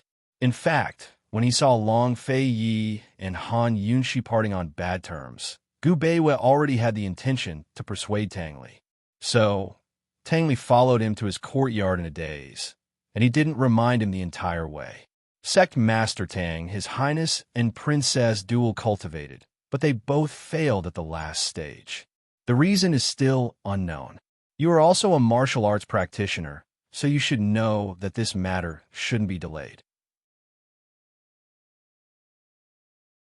When it comes to internal energy cultivation, it's fine if you don't get hurt, but once you get hurt, it will be very serious. Although His Highness had the princess go to Heavenly Mountain first, His Highness will still be in danger. Gu Beiwe seriously analyzed. Tang Li wasn't stupid. He knew that Gu Beiwe was telling him a fact by saying so much. This fact was that his brother was not only going against everyone's wishes to help him save Ning Jing, but he was also taking a great risk. The ignorant Tang Li suddenly understood everything. He sat down and buried his head in his hands. He only felt that all the pressure was on him, and the decision-making power was also in his hands. After a while, Tang Li finally spoke. Dr. Gu, are you trying to persuade me to give up? Gu Beiwe nodded honestly. Yes. Ning Jing will give birth in February next year. Tang Li muttered to himself. If the war dragged on until the end of spring or the beginning of summer, the rescue mission would definitely be delayed until after Ning Jing gave birth. Not to mention whether Ning Jing's delivery would expose Mu Ling Er's fake pregnancy. Even if it wasn't exposed, Jun Yixie would definitely mistake the child for Mu Ling Er. The child would definitely be taken out of Tiger's den as a hostage. Tang Li really was an idiot. Everything could be discussed before the war started, but once it did, the East and West Qin alliance would definitely trample over Northern Li without leaving any leeway. It was highly likely that they'd give up on hostages. Dr. Gu, Ning Jing will give birth in February next year. Tang Li stubbornly emphasized the time. She will give birth in February. I know. Gu Beiwe's eyes were filled with pity. He knew very well what this timing meant. However, his words were merciless. Sect Master Tang, this humble one has no right to persuade you to make any choice.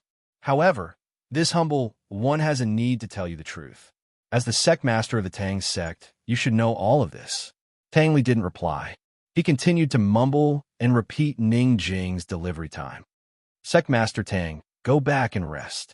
Gu Beiwe gently patted Tang Li's shoulder and entered the room. Tang Li turned to leave, his expression wooden as he wandered aimlessly around East Origin Hall. He circled around every courtyard and hall in East Origin Hall. When the sky turned dark, he unknowingly walked to Han Yunxi's door. He saw that the lights in the room were on, but he didn't knock on the door. Instead, he sat down by the door. Growing up, he had never thought about the problem of growing up. However, today he suddenly experienced what it meant to grow up overnight. Late at night, the lights in Han Yunqi's room were still on. Tang Li finally got up and gently knocked on the door. He said, "Sister-in-law, can I ask you something?"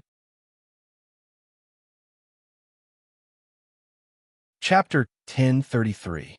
Tang Li waited for a long time, but there was no response from the room. He knocked on the door again. "Sister-in-law, I know you're here. Don't be angry with my brother. Let me ask you something. It's very important." He waited for a while more. Han Yunqi did not open the door, but she answered him, "It's already so late. If there's anything, we can talk about it tomorrow." "What if I have to ask now?" "Sister-in-law, can you open the door?" Tang Li asked. If Han Yunqi had stepped out, she would definitely have noticed Tang Li's strange behavior. His expression was a little dazed, as if he had lost his soul. Han Yunqi was silent for a long time, but she still did not open the door. She said calmly, "Go ahead." Tang Li suddenly became serious and asked, "Sister-in-law, is the end of spring and the beginning of summer the best time for the expedition to the north?" The person in the room seemed very surprised and did not answer for a long time. "Sister-in-law, is that right?" Tang Li stubbornly wanted an answer. The room was still silent. Tang Li did not ask again. He stood quietly and waited. The person in the room naturally knew that he was waiting. "Tang Li, did the Bailey Army's people look for you?" Han Yunqi asked seriously. Once she said this, what else did Tang Li have to ask? Sister-in-law also knew that the Bailey Army had objected to the expedition at the beginning of spring. Otherwise, she would not have asked him this. Actually, Tang Li already knew the answer. He did not know why he was so persistent in asking, as if he was looking for a reason to convince himself. He leaned his head against the door and did not answer for a long time. "Tang Li, your brother and Myriad Merchant Hall have discussed the expedition at the beginning of spring. Don't listen to the Bailey Army's people." Han Yunqi was anxious. Tang Li still did not speak. Han Yunqi stood inside the room and waited. Just as she was about to open the door, Tang Li spoke again. "Sister-in-law, I understand. I'm here tonight to ask you for a favor." "What's the matter? Why are you being so polite?" Han Yunqi asked cautiously.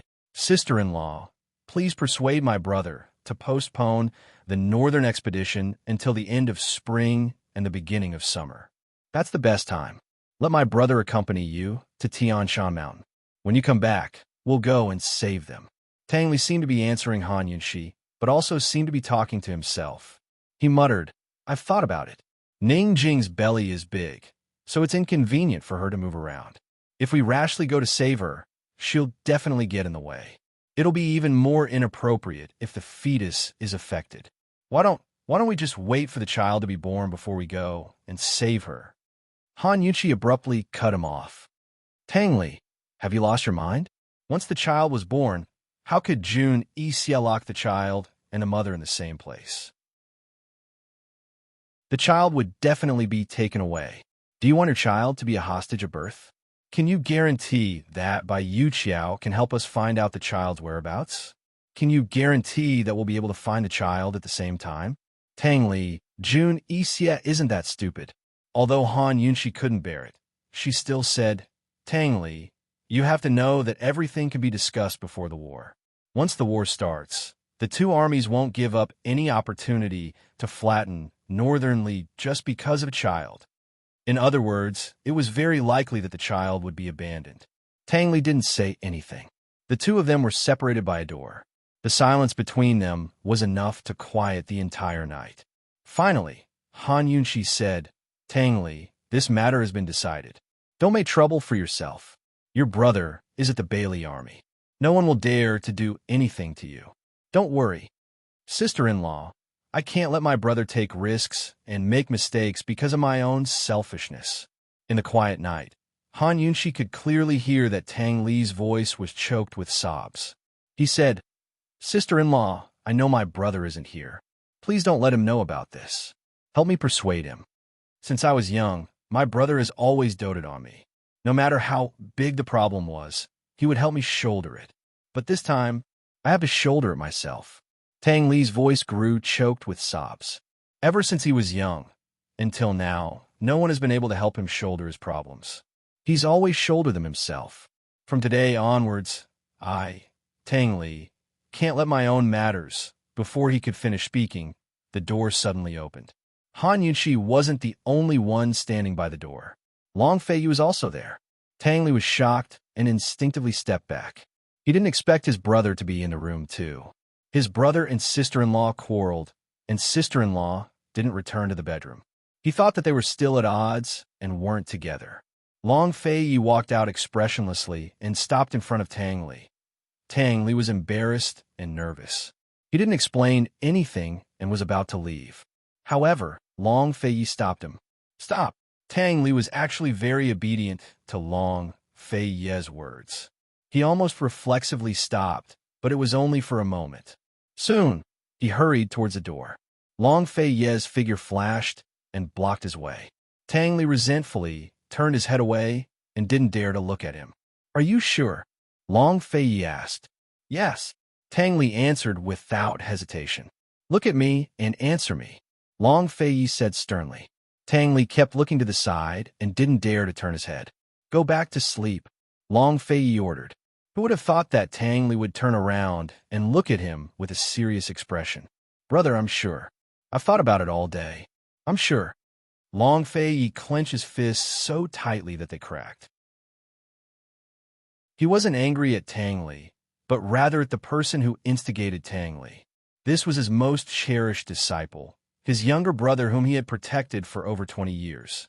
Among his relatives in the East Qin camp, he was the one who had the least ambition, the most carefree, the purest, and the one who lived the most carefree life. Who was it that had told him so many important things? Who was it that had instigated him to sacrifice himself for the sake of the country rather than save his wife and children? Who was it that had placed such a heavy responsibility on his shoulders? Could it be that he, Long Fei, hadn't endured enough in his life? Was Tang Li also here to bear it? Has Bailey Yuanlong arrived? Long Fei asked. On the way back, he had ordered Bailey Yuanlong to personally come over and discuss the alliance with the D-clan military. Bailey Yuanlong and the other deputy generals should have arrived in the next few days. "Brother, I'm sure. This is my own matter. I have the right to make my own decision," Tang Li said loudly. "What do you know?" Long Fei said coldly. Today he had been infuriated by Han Yunxi. Now, he was even more infuriated by Tang Li. Tang Li looked into Long Fei's eyes and choked with sobs. "I understand you. Brother, I understand. I understand everything." Long Fei was stunned, but he immediately avoided Tang Li's gaze. For over 20 years, this younger brother of his had never looked at him or spoken to him so seriously. Only then did Long Fei realize how resolute Tang Li was. As soon as Long Fei averted his gaze, Tang Li took the opportunity to avoid him and escape through the door. "Brother, General Bailey is already outside the city. I'll go pick him up." With that, he hurriedly left. Only then did Long Fei realize that it wasn't Bailey Yuanlong who had instigated Tang Li. If it wasn't someone from the Bailey clan, who else would have told Tang Li that late spring and early summer was the best time to go to war? Long Fei quickly thought of someone. He immediately walked out the door. Seeing this, Han Yunxi hurriedly chased after him. Long Fei quickly arrived at Gu Beiyue's courtyard and knocked on the door without any trace of politeness. Han Yunxi stood in the distance, watching with a complicated expression. "Your Highness, I'm here." Gu Beiyue's voice came from behind him. Actually, he had been waiting for Long Fei at the tea table in the courtyard. He had said so much to Tang Li, so it would be strange if Long Fei didn't come to settle the score with him. Long Fei looked at him coldly. "What do you mean?" Gu Beiyue had already stood up and walked over. Faced with Long Fei's rage, he was neither servile nor overbearing. He only said one sentence, and it made Long Fei fall silent. He said, "Your Highness, Tang Li isn't the only one by your side, and Tang Li isn't the only one with a wife and children." The northern expedition at the beginning of spring is bound to increase casualties. Moreover, the power of the Phoenix is not only the princess's problem, but also yours. If the dual cultivation fails, you'll be in greater danger. Your Highness, you should know that you're the same as Ning Chung. Once you fall, whether it's the Bailey army, the commander-in-chief's office, or the Tang sect, none of them will be willing to cooperate with Western Qin. When that time comes, no one can reverse the consequences. Gu Beiwei was very calm. Your Highness is a wise person. You should know that this northern expedition is of great importance. No one can afford to lose. If you're not fully prepared, it's better to wait than to rush. Long Fei Yi smiled bitterly. Gu Beiwei, you're crueler than this crown prince. Your Highness, this isn't cruelty. This is a choice, Gu Beiwei said calmly. There's only right and wrong in making a choice. There's no such thing as mercy or cruelty. Long Fei Yi was cruel to Tang Li. However, once the northern expedition was changed, many soldiers would feel that Long Fei Yi was merciful. Most of the soldiers in the commander-in-chief's office, the Bailey army, and even the Ning family army had never been to northern Li. They hadn't experienced the coldest beginning of spring in northern Li. In this kind of situation, it was normal to freeze to death or die of typhoid or disease. There was no absolute standard for cruelty and mercy, but there was right and wrong. Your Highness, the difficulty of the Emperor's path lies in making a choice. Gu Beiwei took a step back and bowed respectfully. He said seriously, "This one hopes that you'll be careful about what's right and wrong." The anger in Long Fei Ye's eyes had already been extinguished. He looked at Gu Beiwei and couldn't help but laugh. He laughed until he shook his head. Han Yunxi listened to Gu Beiwei's words, and her heart was filled with emotion.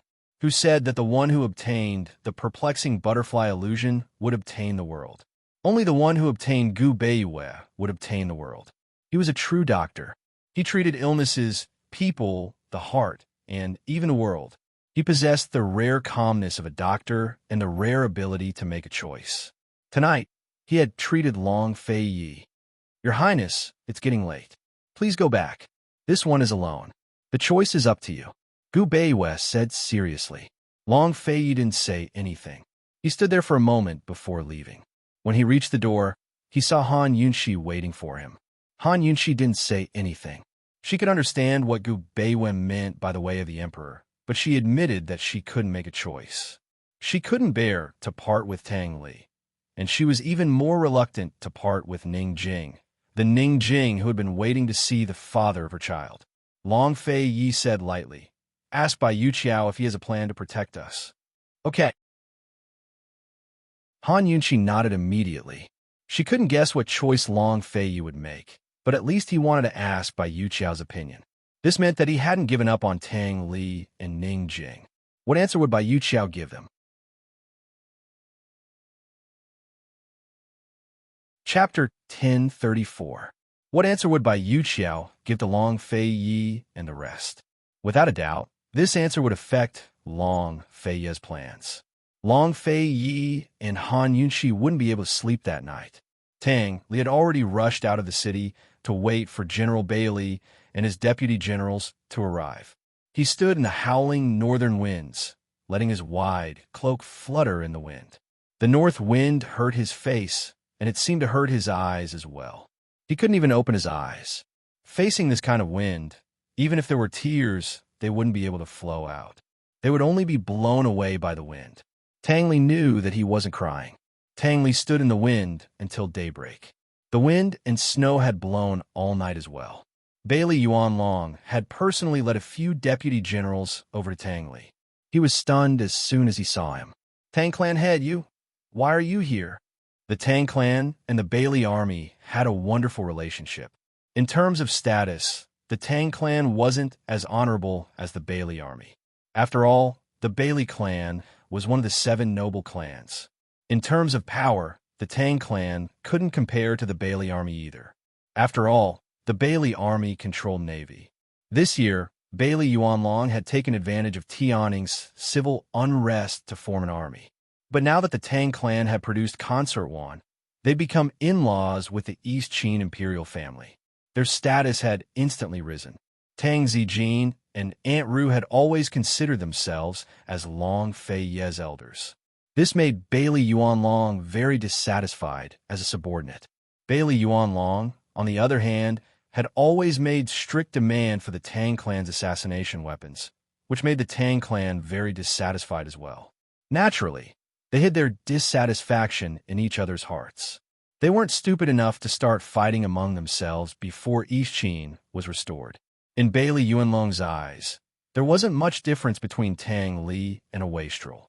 If not for His Highness and Tang Li's status as the Tang sect master, Bailey Yuanlong wouldn't have paid any attention to him. 2 months ago, His Highness was in a hurry to save Tang Li's wife, the daughter of the D clan, Ning Jing. He insisted on sending troops at the beginning of spring. Because of this matter, he had exchanged more than 30 letters with His Highness in just a few days, but he still could not persuade His Highness. From then on, he looked down on the Tang sect and Tang Li. In his eyes, not only was Tang Li a prodigal, but he was also a good-for-nothing who dragged him down. Of the sons of the Bailey army, which one of them hadn't fought bloody battles on the battlefield, his Bailey family's daughters, which one of them hadn't sacrificed themselves for the East Qin Empire, even Bailey Mingxiang, who hadn't married outside, didn't they still suffer the pain of raising their blood? Why should the Tang sect be an exception? Why should the Bailey family's soldiers risk their lives to protect the Tang sect's D clan's daughter-in-law? Bailey Yuanlong was too unwilling. Although he hadn't argued with His Highness last time and cut off their correspondence, he still came in person this time with the heart to argue. He was no longer as polite as before.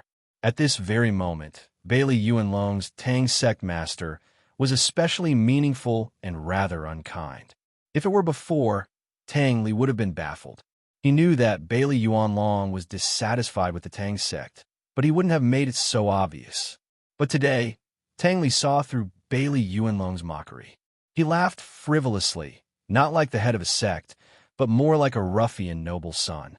He said, "General Bailey, this little nephew has specially come to pick you up.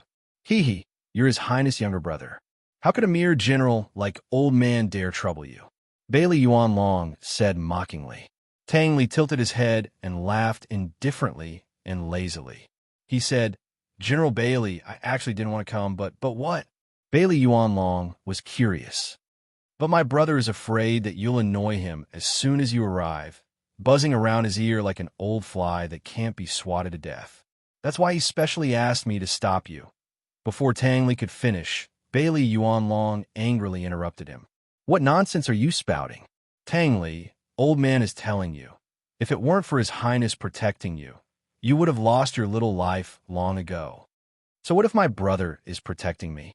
Are you jealous?" Tang Li laughed loudly. "Why don't you have your brother challenge my brother to a duel?" Bailey Yuanlong almost spat out a mouthful of blood when he heard this, and the deputies behind him almost laughed out loud. Bailey Yuanlong didn't have an older brother. Even if he did, he wouldn't dare challenge Long Fei Yi to a duel.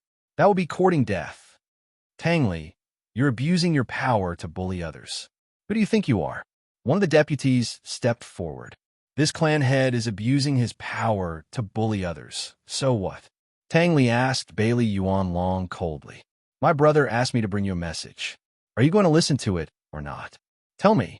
Judging from Tang Li's attitude, it seemed that His Highness really did send someone to bring him here.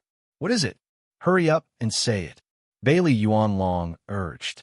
Tang Li rubbed his chin and muttered to himself, "Where was my brother? Oh, he was talking about flies. My brother thinks that you're as annoying as a fly, so he specially asked me to tell you." He repeated this sentence and scolded him again. Bailey Yuanlong was thoroughly enraged. "Enough. Tang Li, just you wait." However, before he could finish speaking, Tang Li interrupted him in a very domineering and loud voice. "That's why my brother specially asked me to tell you that the northern expedition will be postponed to the end of spring and the beginning of summer. You can go back now and come back in 2 months." Bailey Yuanlong and his lieutenants were all stunned by these words. They couldn't believe their ears. His Highness had actually changed his mind? They had even prepared all sorts of reasons to continue persuading His Highness. Who would have thought that His Highness would change his mind before they even reached the three-way black market? In order to rescue Ning Cheng as soon as possible, The D clan naturally wanted to mobilize their troops as soon as possible. Who was it that affected His Highness' perception? How could he so decisively send them back? Bailey Yuanlong began to seriously size up Tang Li, only to see that Tang Li was still as sloppy and hedonistic as before. His Highness had changed his mind, so why would this brat listen to him? Why was he still acting like nothing had happened? Wasn't he making a fuss? Wasn't he anxious? Bailey Yuanlong didn't quite believe it, but Tang Li had personally said it, so he had no reason to not believe him, because Tang Li had the least reason to lie about this matter. Tang Li, this what's going on? Bailey Yuanlong asked seriously. Go back when I tell you to. Do you want to disobey? Tang Li said as he took out a token. This was the East Qin Imperial token. Anyone who saw it would feel as if they were seeing Long Fei Yi himself. Actually, he didn't have this token either. It was Su Donglin's. Before he left last night, he had robbed Su Donglin. Seeing the token, Bailey Yuanlong and the deputies didn't dare ask any more questions. They all knelt down and said, "This subordinate obeys." Bailey Yuanlong got up and mounted his horse again. Just as he was about to turn around and head back, Lung Lung said, "Tang Li, who convinced His Highness? I'll have to trouble you to thank him for this, General." "All right." Tang Li smiled until his eyes turned into crescents. It was a very beautiful sight. It wasn't until the figures of Bailey Yuanlong and the others disappeared into the morning wind and snow that Tang Li's smile gradually disappeared, replaced by a dazed expression. Su Donglin, who had been hiding on the side all this time, hurriedly walked out. He was about to cry. "Master Li, I beg you, hurry up and return the token to this subordinate. This subordinate is going to suffer a great calamity. This subordinate is finished. What are you afraid of? This sect master will protect you." Tang Li tossed the token to him. "Sect Master Tang, this subordinate must report this matter to His Highness. This subordinate can't. Can you be quiet? I want to be alone." Tang Li suddenly interrupted Su Donglin angrily. Su Donglin withered. He could be tough with General Bailey in the name of His Highness, but he couldn't do it with Tang Li. "Quiet?" Tang Li smiled wryly. He just wanted to be alone. How? How did it become him wanting to be alone? How much did he want to be alone? "Su Donglin, go and complain. While you're at it, tell my brother that Ning Jing and I, as well as the child, are all waiting for him." After saying this, Tang Li mounted his horse and galloped into the depths of the wind and snow. Who knew how much of an impact Tang Li's decision to drive away Bailey Yuanlong would have on Long Fei Yi and Han Yunqi? They were still considering it. At this very moment, there was one person who was also paying attention to the timing of the northern expedition. This person was none other than Bai Yanqing. After leaving the Evil Sword School, Bai Yanqing had indeed come to Northern Li. He was currently in Tianhe City, the place where Jun Yixie had once devoured soldiers. Jun Yixie had replaced all of Bai Yanqing's trusted aides, but Bai Yanqing still had the ability to plant spies around him. After all, Bai Yanqing was Jun Yixie's master. He knew Jun Yixie like the back of his hand. How many hostages Jun Yixie had in his hands, how Jun Yixie and Ning Cheng cooperated, and various other matters. Bai Yanqing knew everything clearly. "Master, Jun Yixie borrowed the red barbarian cannon from Ning Cheng a few days ago," the servant reported. "Haha, the red barbarian cannon can't save him. Only the hostages in Tiger's prison can save him. Just wait and see. When spring comes tomorrow, Western Qin will definitely join forces to conquer the north." Bai Yanqing said with a smile. "Master, Western Qin just fought a war in the south yesterday." The servant was very confused. "Haha, that's just an act. Just wait and see. The D clan is anxious to save their master. When spring comes, they will definitely conquer the north." Bai Yanqing was very certain. He could see the situation clearly that Jun Yixie couldn't see through. He had also been paying attention to the few small battles between Western Qin. He had long seen through the tricks. He was very sure that Jun Yixie had been tricked by Ning Cheng. However, he couldn't figure out how Ning Cheng could cooperate with the D clan and Long Fei Yi while he was in the army.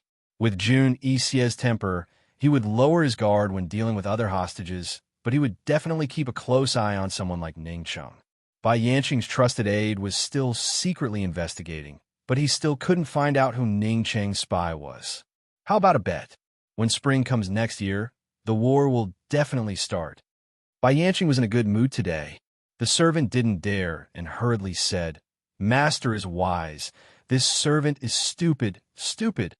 Bai Yanqing didn't say anything else. He just smiled cold. He thought that as long as they conquered the north, Long Fei Yi and Han Yunxi wouldn't be able to get to Tianshan so easily. Evil Sword School would definitely have more time to settle that big matter. Bai Yanqing definitely wouldn't have thought that the person who betrayed Jun Yixie was his good disciple, Bai Yu Qiao, who had admired Jun Yixie for many years. However, Jun Yixie guessed it. On this day, Jun Yixie received a secret letter.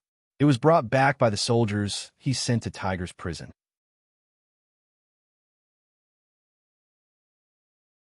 Chapter 1035. The soldiers that Jun Yixie sent to patrol Tiger's prison brought back a secret letter. This secret letter was secretly given to the soldiers after they patrolled Su Xiaoyu's small courtyard. This secret letter only had 2 sentences. The first sentence was that there was a traitor in Tiger's prison. The second sentence was that the Eastern and Western Qin would join forces and rescue people at the beginning of spring. Although it was only 2 short sentences, it was enough to describe the true situation at Tiger's prison. No matter how stupid Jun Yixie was, he knew that he had been tricked by Ning Cheng. What a Ning Cheng! How dare you play this prince like this? Jun Yixie fiercely slammed the secret letter on the table. He used so much force that the wooden table cracked. The Eastern and Western Qin would join forces at the beginning of spring. This meant that the battles that the Eastern and Western Qin had been fighting in the past few months were all fake.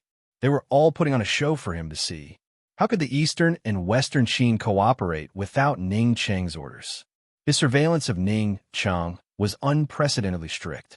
In his army, who else could help Ning Cheng deliver the letter other than Bai Yu Qiao? Jun Yixie was unable to restrain his anger. This was definitely the biggest loss he had ever suffered in his life. This was simply his humiliation. He angrily rushed out of the tent and strode towards Ning Cheng's camp. If he didn't kill Ning Cheng, he wouldn't be able to swallow this anger. Master, please wait." Jun Yixie's personal servant chased after him. He couldn't stop Jun Yixie, so he boldly grabbed Jun Yixie's hand. Jun Yixie turned around and glared at him coldly. "Are you looking for death? Master, you can kill Ning Cheng now, but what about Han Yunxi and Long Fei Yi?" The servant asked in a low voice. This servant was called Hao San. He was Jun Yixie's closest attendant and had followed Jun Yixie for more than 10 years. Although he was only a servant, because he had been by Jun Yixie's side for many years, he had seen many things and gradually became smarter. He was like the eunuch by the emperor's side. He often gave Jun Yixie ideas, and they were all good ideas. Hao San's words made Jun Yixie calm down. He realized that it was not only Ning Cheng who had cheated him, but also the Long Fei Yi and Han Yunxi behind Ning Cheng. Seeing this, Hao San hurriedly said, "Master, we'll talk about it in the camp. This is both a crisis and an opportunity." Indeed, if a crisis was used well, then it was an opportunity. Who knows, they might even be able to catch Han Yunxi and Long Fei Yi in one fell swoop. Jun Yixie did not say anything else and turned around to return to the camp. He put away the secret letter and whispered, "What was the intention of the person who delivered the letter?" Before discussing countermeasures, Jun Yixie naturally had to figure out the intention of the person who delivered the letter. The person who secretly gave this secret letter to the patrolling soldiers was none other than Uncle Cheng. Apart from Jin Zi, whose origins were unknown, Jun Yixie had already thoroughly investigated the background of the hostages in his hands. Of course, he knew who Uncle Cheng was to Ning Cheng. Why would Uncle Cheng betray Ning Cheng? This was something he could not figure out, but he did not want to think about it. Right now, he only wanted to confirm whether Uncle Cheng's secret letter was completely trustworthy. Jun Yixie pondered for a moment and whispered, Send people to Tiger's prison and keep an eye on by Yu Qiao. Remember, don't alert the enemy. Hao San immediately went to do it. Sure enough, a few days later, the people Jun Exie sent intercepted the secret letter by Yu Qiao sent to three-way black market and handed it to Jun Exie. Jun Exie opened it and found that it was filled with numbers that he could not understand at all. Without a doubt, this was a secret letter. Master, this is most likely the D clan's secret letter. This letter should have been written by Ning Jing. How about we ask Uncle Chang to take a look? Hao San suggested. Hee, this king will personally make a trip, Jun Exie said coldly. In order not to alert the enemy, everything in Tiger's prison was as usual. Bai Yuqiao did not know that the secret letter had already fallen into Jun Exie's hands. Master's sudden departure from the army will inevitably arouse Ning Cheng's suspicions. Why not?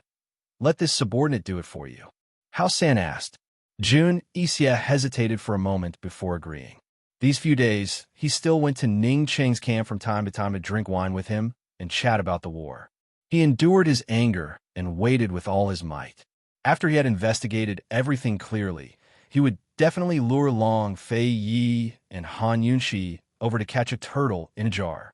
At that time, he would not mind personally killing Ning Cheng in front of Han Yunxi and Long Fei Yi. He would wait. Over at Three-Way Black Market, everyone knew that Uncle Cheng had an extreme opinion of Han Yunxi, but no one would have thought that Uncle Cheng would betray Ning Cheng and snitch on him. Regarding the situation of Ning Jing's group, everyone was temporarily at ease. Long Fei Yi did not blame Tang Li for faking the secret order and chasing away Bailey Yuanlong's group, nor did he make it public. Apart from Su Donglin and Han Yunxi, no one else knew about this matter. First, stealing a command token and faking an order was an extremely serious crime. Once others found out, it would be hard to avoid the meddlesome people in the East Qin camp making an issue out of it. Second, if Myriad Merchant Hall found out about this matter, how could Tang Li continue to mingle with the D clan as a son-in-law? Long Fei Yi postponed his meeting with the D clan's representative and still had not made a decision on whether to postpone the northern expedition. In these few days, he did not mention a single word about this matter. Other than reviewing urgent documents, he went to Gu Beiyue's courtyard to drink tea and play chess. He also did not mention the northern expedition to Gu Beiyue. Gu Beiyue was a very tactful person and never asked.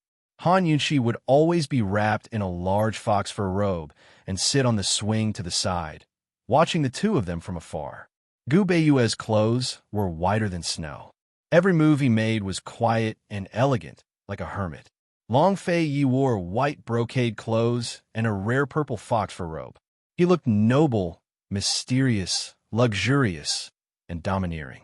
Han Yunxi suddenly felt that these two people were actually equal. Although one was the master and the other was the servant, Gu Beiyue was enough to sit on equal footing with Long Fei Yi. And Long Fei Yi could also tolerate Gu Beiyue. It had to be known that with Gu Beiyue's talent and temperament, if he had the heart, he would definitely be able to obtain a piece of the world. Any superior would fear and be on guard against him. However, Long Fei Yi did not guard against him at all. That day, after she quarreled with Long Fei Yi for a bit, Long Fei Yi returned to find her not long after. She actually did not sleep and sat there sulking. After Long Fei Yi entered the room, he did not say anything and just sat at the tea table to make tea. She also did not take the initiative to argue with him. She sat far away from him in a daze and soon fell asleep. Later on, Tang Li's voice came from outside the door. It was the incident that happened that night. Since that day, she had not taken the initiative to pay attention to Long Fei Yi. Long Fei Yi also did not speak to her, but every night he would go to her room and sleep with her in his arms without making a sound. Many people were discussing whether or not Long Fei Yi had postponed the meeting with the D clan representatives because Bailey Yuanlong and the others had not yet arrived. However, Han Yunxi, who knew the truth, was very clear that Long Fei Yi had already made his decision long ago. He had long since agreed with Gu Beiyue's opinion and decided to postpone the northern expedition. Otherwise, he would not have really allowed Bailey Yuan Long and the others to return. What Long Fei Yi was hesitating about now was not the timing of the northern expedition, but his personal promise to Tang Li. There was only right and wrong in an emperor's decisions. All cruelty was relative. However, in the end, there would still be people who would be treated cruelly, right? Long Fei Yi was hesitating about personally treating Tang Li cruelly.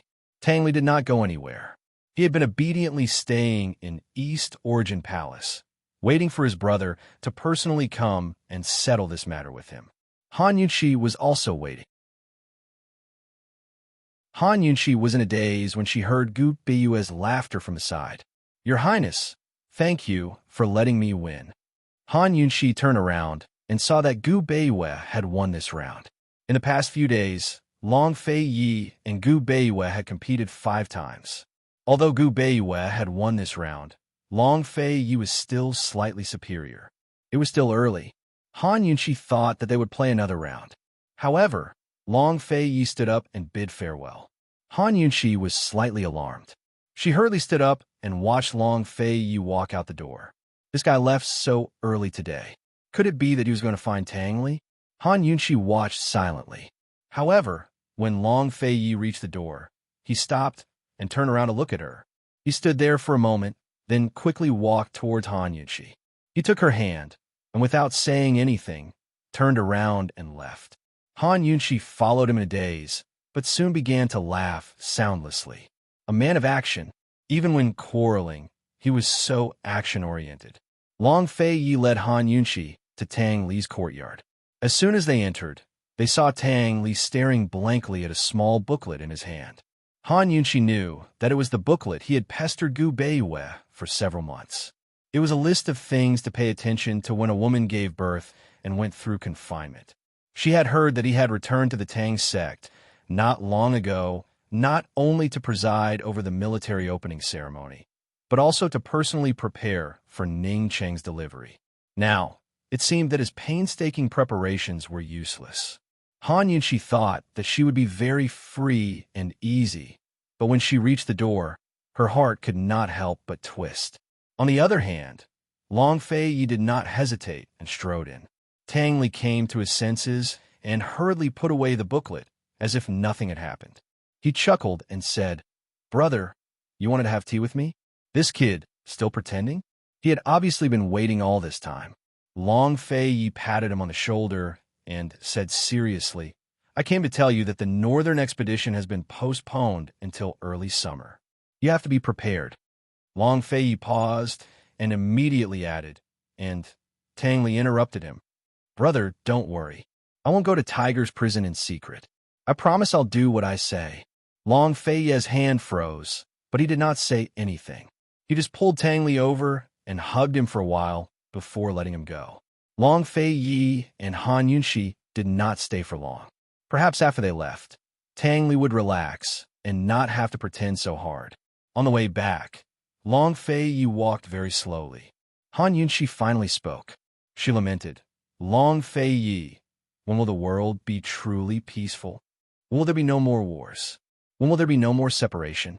When will there not be so many difficult choices?" Long Fei Yi looked at the drifting snow in the sky. There was a hint of determination in his eyes as he said, "Soon, soon." After being depressed for so many days, he finally gave Tang Li closure. Long Fei Yi's heavy heart also relaxed a lot. After instructing Su Donglin to reschedule the meeting with the D clan, he went to bed early. Long Fei Yi had a bad habit. If he stayed up late, Han Yunxi could sleep first. However, if he went to bed early, Han Yunxi was not allowed to stay up late. Han Yunxi wanted to cultivate the poison storage space, but his arms were wrapped around her, so she had no choice but to lie in his arms. Knowing that he was tired, Han Yunxi did not dare to move. If she moved, he would definitely wake up. She was not sleepy, so when she was bored to death, she suddenly remembered something important.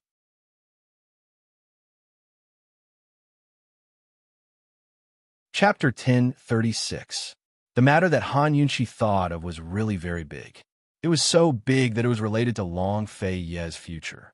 This matter was not anything else but the matter of having an heir. Her other hand secretly reached out of the quilt and carefully pressed her pulse to feel it. She had been secretly preparing. She didn't drink tea because she was afraid that it would affect the absorption of iron and aggravate her anemia. She had been so busy these days that her blood and chi were not very sufficient. These days, she had been busy with the northern expedition. She didn't notice that her good friend had delayed her visit until now. Could it be? Han Yunxi felt uneasy and nervous as she checked her own pulse. Who knew that her pulse would soon make her even more uneasy? She didn't feel the pregnancy pulse. In the early stages of pregnancy, not to mention the pulse, even a modern professional test paper might not be able to give the correct answer. Blood drawing and ultrasound examination were the most accurate. Therefore, Han Yunxi was not disappointed that she didn't feel the pregnancy pulse. She was even more uneasy and nervous. It was really impossible to predict the outcome of this kind of thing. She could only wait. Retracting her hand, Han Yunxi carefully turned over to face Long Feiyi. Long Feiyi only loosened his hand slightly and didn't let go. Han Yunxi was so close to him that her nose almost touched the tip of his nose. Looking at his incomparably handsome appearance, she couldn't help but imagine the future child. Would it be a boy or a girl? Would it be more like him or more like her? He would definitely love their child very, very much. The more Han Yunxi thought about it, the more she wanted to see Long Feiyi's appearance as a father. Han Yunxi hoped that their first child would be a girl. She especially wanted to see what Long Feiyi looked like when he had a little lover. Moreover, if their first child was a girl, they would have more relaxed and happy times. If it was a boy, he would be the eldest son. His future responsibilities would be very important. How could it be easy to share his father's worries and difficulties? Children born in the royal family were born with more than others and were destined to bear more than others. Han Yunxi wasn't so naive as to want to avoid these realities for her child. She hoped that her child would be hardworking, intelligent, and responsible. What she could help them avoid was the cruelty of the royal family's fratricide. Thinking of this, Han Yunxi suddenly realized that she seemed to be thinking too much, too far ahead. Right now, the world was still uncertain, and her disappointing stomach still hadn't given her any news. If Long Feiyi opened his eyes now, he would definitely see Han Yunxi's vexed expression, which was especially stupid. Han Yunxi really couldn't sleep, so she seriously pondered how to talk to the stewards of the D clan about the delay of the northern expedition. Since Long Feiyi had clearly told Tang Li the date of the northern expedition, then this matter must have been decided and would not change. The following meeting with the D clan was bound to be a tough battle. After all, the D clan had made ample preparations for the northern expedition in spring. They had been waiting for Long Feiyi and Han Yunxi to return to the three-way black market so that they could discuss the northern expedition as soon as possible and settle several important matters.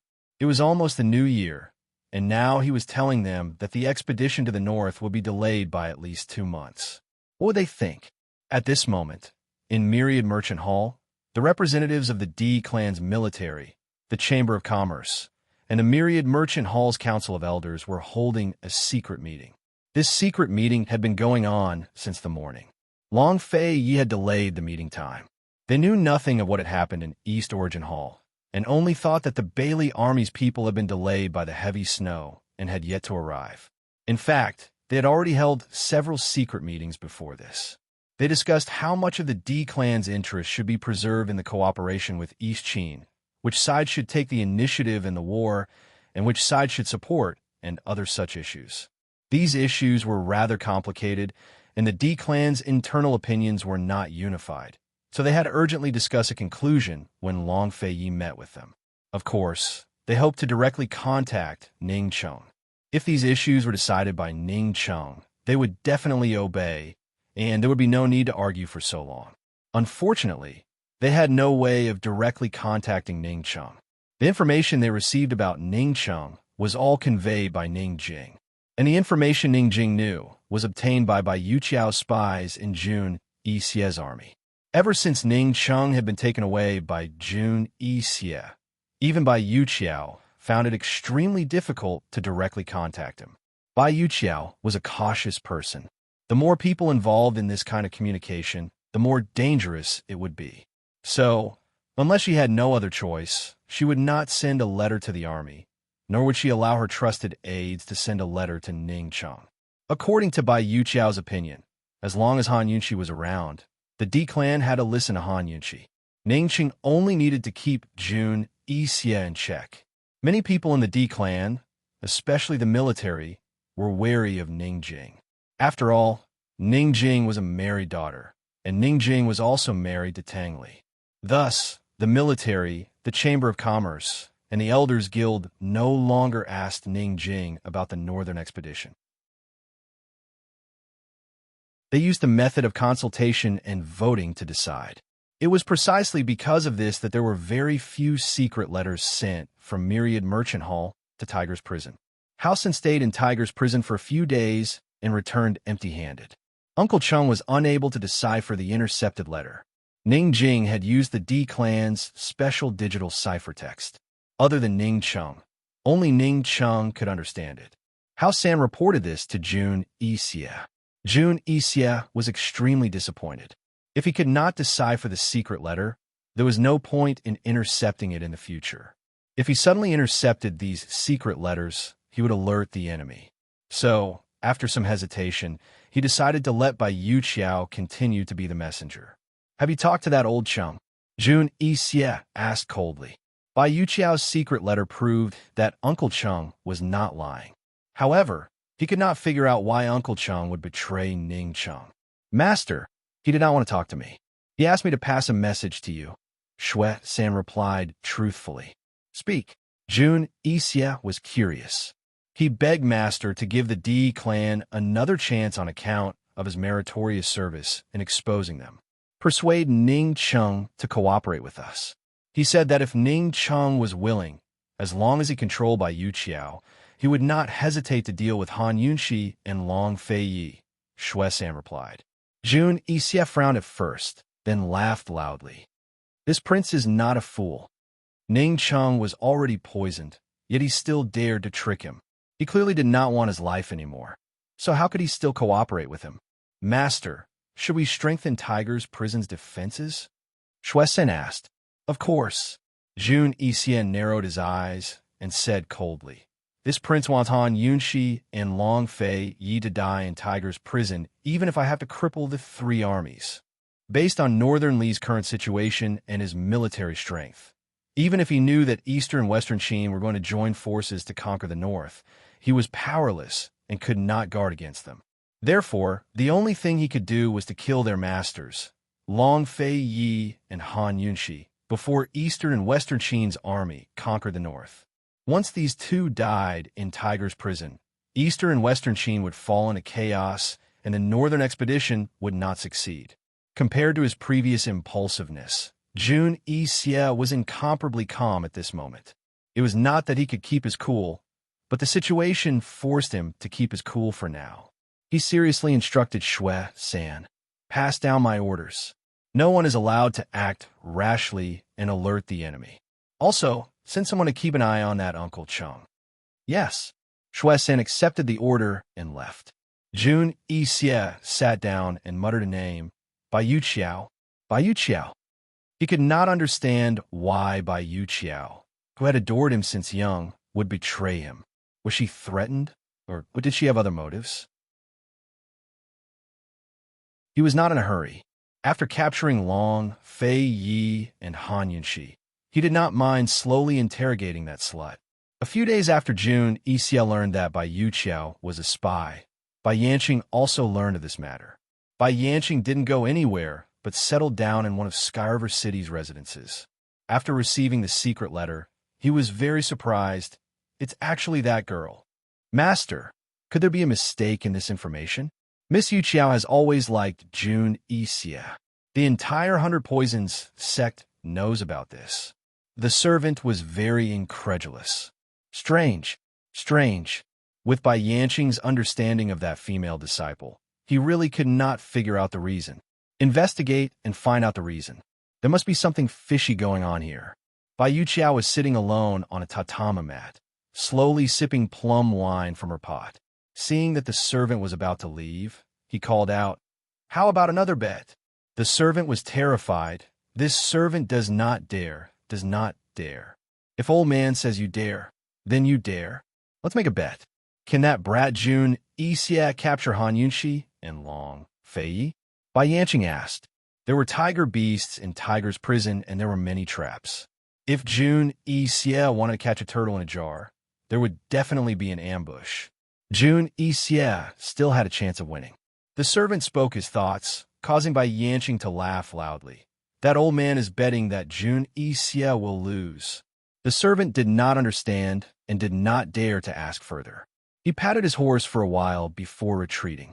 This servant had followed Bai Yanqing for a long time, but until now, he still could not figure out what his master wanted to do. He had no intention of vying for the world, nor did he seem to want to face Long Fei Yi and Han Yunxi directly. He had an immortal body. If he really wanted to deal with Han Yunxi and Long Fei Yi, it should be very easy. However, he still had no intention of taking revenge. The snow and wind blew, and the weather grew colder. In the blink of an eye, it was already the 29th of the 12th lunar month. Tomorrow was New Year's Eve. Long Fei Yi had arranged to meet with the D clan this very morning at East Origin Hall's Jindong Hall. Long Fei Yi and Han Yunxi were naturally present. Aside from them, only Gu Beiyue and Tang Li were present. The D clan had brought quite a few people with them, led by Ning Na, Myriad Merchant Hall's 5 elders, Deputy General Shui from the military, and Cloud Realm Trade Consortium's Elder Chun from Cloud Realm Trade Consortium, making a total of 12 people. Anyone who saw the D clan's lineup could guess that they were a group of dragons without a leader. Moreover, they hadn't reached a consensus before coming here. Long Fei Yi had always hated crowds, so he creased his brows as soon as he saw Su Donglin bring the 12 people into the main hall. It had to be said that although he didn't want to see Ning Cheng, he especially wished that Ning Cheng was here. Gu had no interest in today's matters at first, but he had hurried over as soon as he heard that so many people had come. It was a rare chance to see Long Fei Yi quarrel with so many people, so how could he miss it? Yes, as long as Long Fei Yi's northern expedition was delayed, both sides would definitely start quarreling.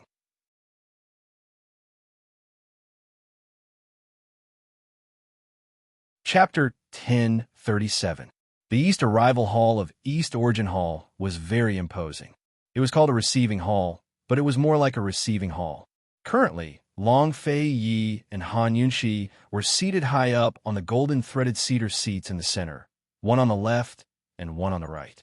There was a tea table between them. Steam curled up from the tea, filling the air with its fragrance. The room was silent.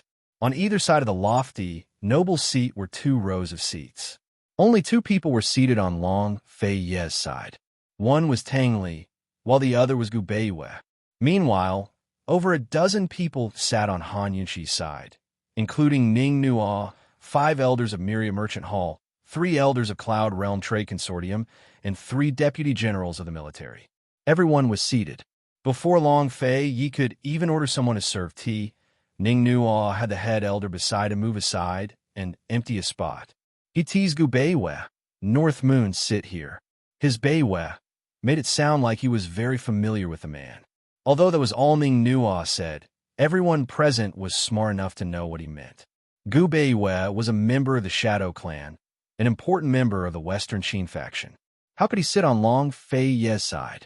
Gu Beiyue did not decline. He only smiled and stood up to walk over. Ning Cheng was satisfied.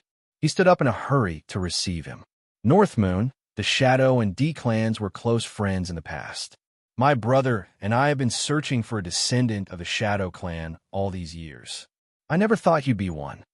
Gu Beiyue did not answer. Instead, he modestly gestured for him to sit. Young Master Na, please sit. Sit. Ning Nua returned the gesture in a hurry. The 2 of them sat down at the same time. Ning Nua scooted over and whispered, "North Moon, when I took you as a hostage back then, it really was..." Gu Beiyue still did not answer. He only said indifferently, "There's no need to mention the past. Today's matter is important." Such a sickly and weak person, yet he was like an iron wall. Invulnerable, such an easygoing person, yet extremely difficult to get close to. Ning Nuo's intimate North Moon did not close the distance between them. After Gu Beiwa left, only Tang Li was left on Long Fei Ye's side. Meanwhile, the seats on Han Yunxi's side were basically full, leaving only one seat. Although Ning Nuo and Gu Beiwa didn't succeed, the elders and Deputy General Shui were still very proud. Today, they came with the intention of negotiating. Gu Beiyue's return made them feel that they had won a round before the negotiation even began. They had the advantage in numbers, so their momentum was enough to overwhelm Long Fei's side. Deputy General Shui was especially pleased. One had to know that most of the matters to be discussed today were military affairs. However, Long Fei Yi did not even glance at the D clan. He continued to read the urgent letter in his hand. Very soon, Long Fei Yi finished reading the urgent letter. He tilted his head and whispered a few orders to Su Donglin. Only then did he begin the negotiation. However, before he could even speak, a rampant and unruly laugh rang out from outside the door.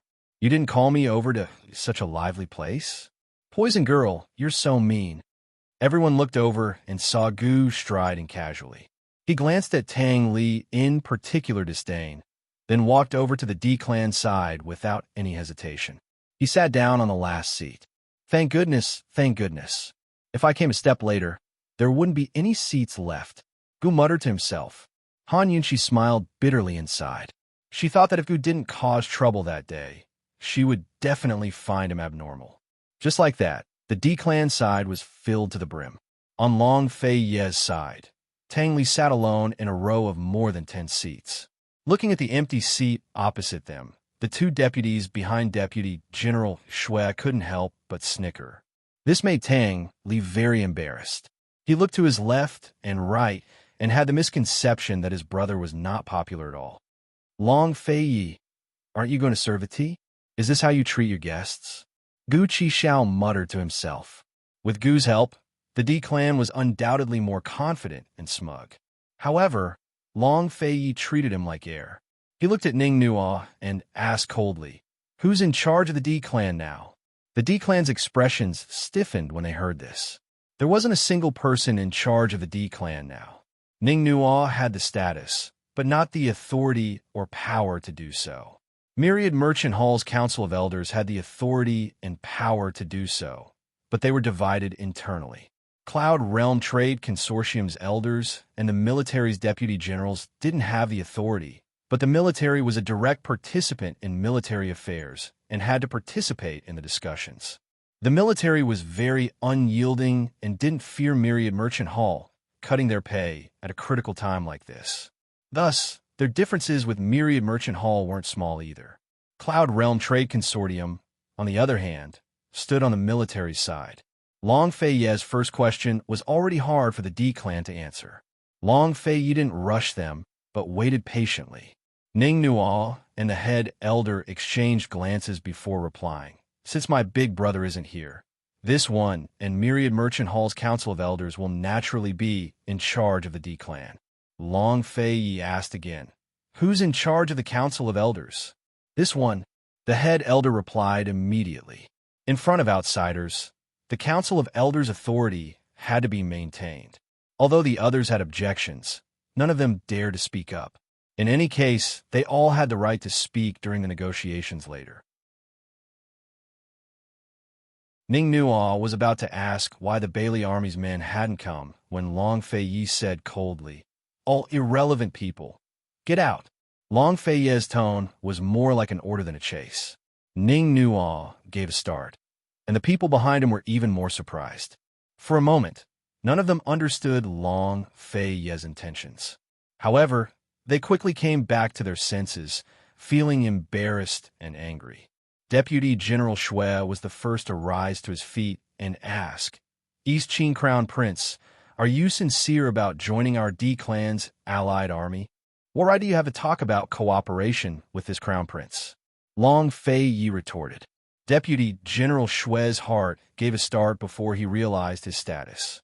Long Fei Yi was the East Qin crown prince and ruler, while he was only a deputy general of the D clan's military. He truly did not have the right to discuss anything with Long Fei Yi. Actually, he did not have such a big heart to directly discuss with Long Fei Yi. He had come today for the Bailey Army's men. God knows why the Bailey Army's men still hadn't shown up. Deputy General Shui stood there, not knowing whether to advance or retreat. He was very angry and embarrassed. Luckily, Ning Nuo had started in time, giving him a way out. Deputy General Shui, don't be rude. Once these words were said, Deputy General Shui angrily retreated.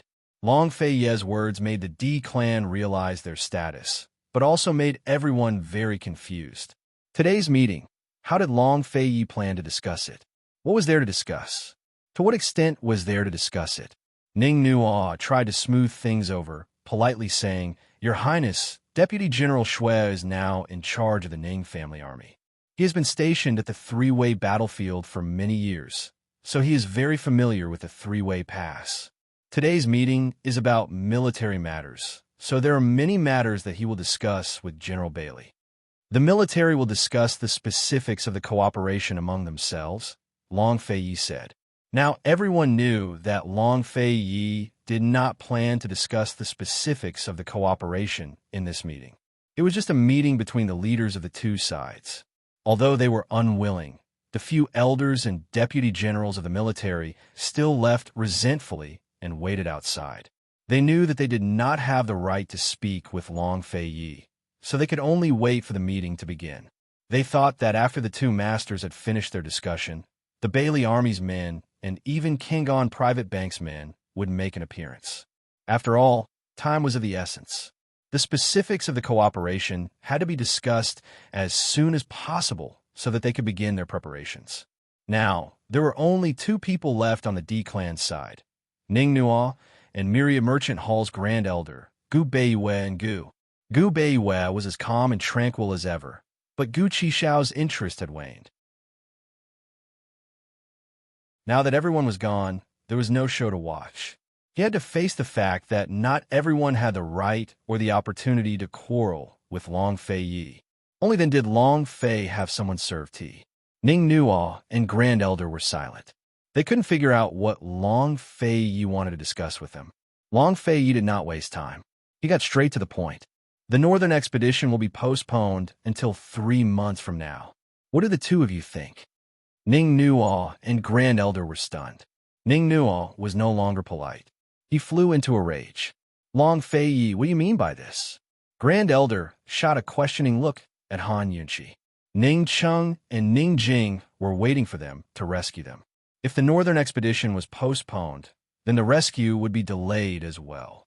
They had previously agreed to immediately rescue them and lead the northern expedition after spring. Why did they suddenly change their minds? It's snowing heavily this year. So far, there have been many snowstorms in Northernly. There's a danger of a snow disaster.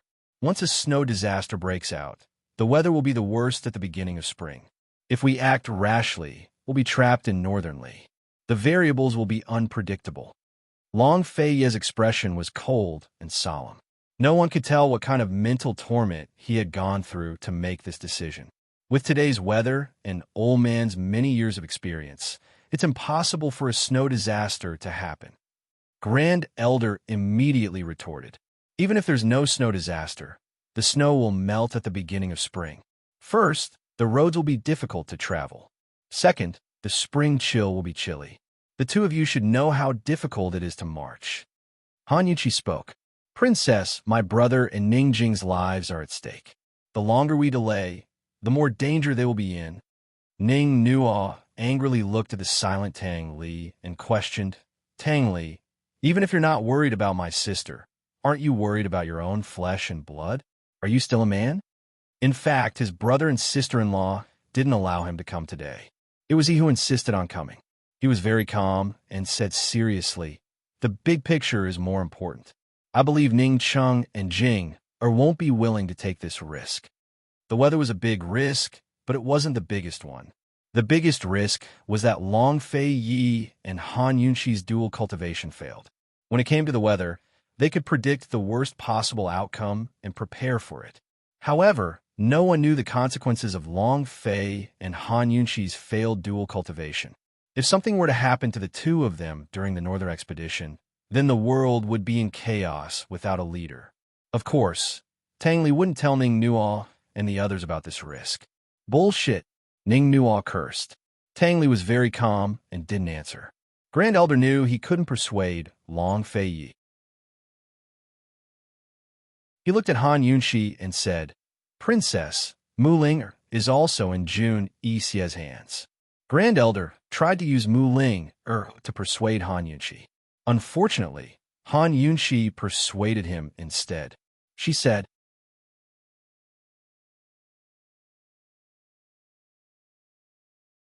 Chapter 1038.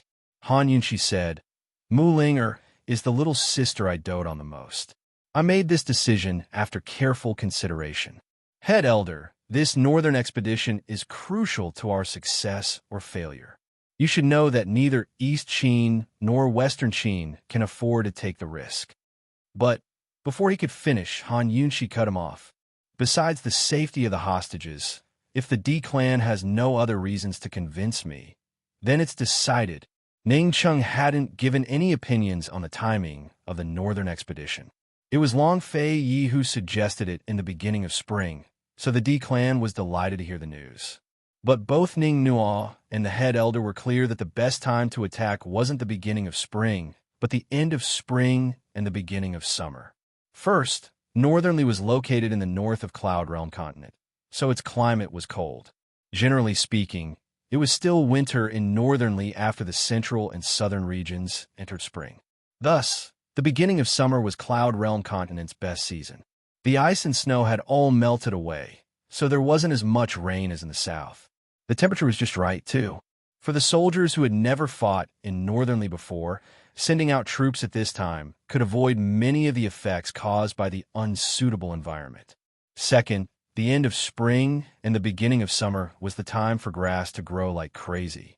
Jun Yixie's rear was in the south and east of Northernly. Once war broke out, the supply of food for the war horses would be affected. Third, Jun Yixie and the Northern Dynasty's emperors were about to face off today. Once they did that, it would be a battle of attrition. Letting Jun Yixie waste another 2 to 3 months before launching a surprise attack would save them a lot of trouble. Besides saving the hostages, Ning Nuo and the head elder couldn't come up with any other reasons, much less convince Han Yunxi. Long Fei Yi drank his tea in silence, while Han Yunxi waited patiently. Tang Li and Gu Beiwei were very quiet as well. Ning Nuo and the head elder had made all sorts of preparations before coming here, but never expected Long Fei Yi and Han Yunxi to give them such an answer.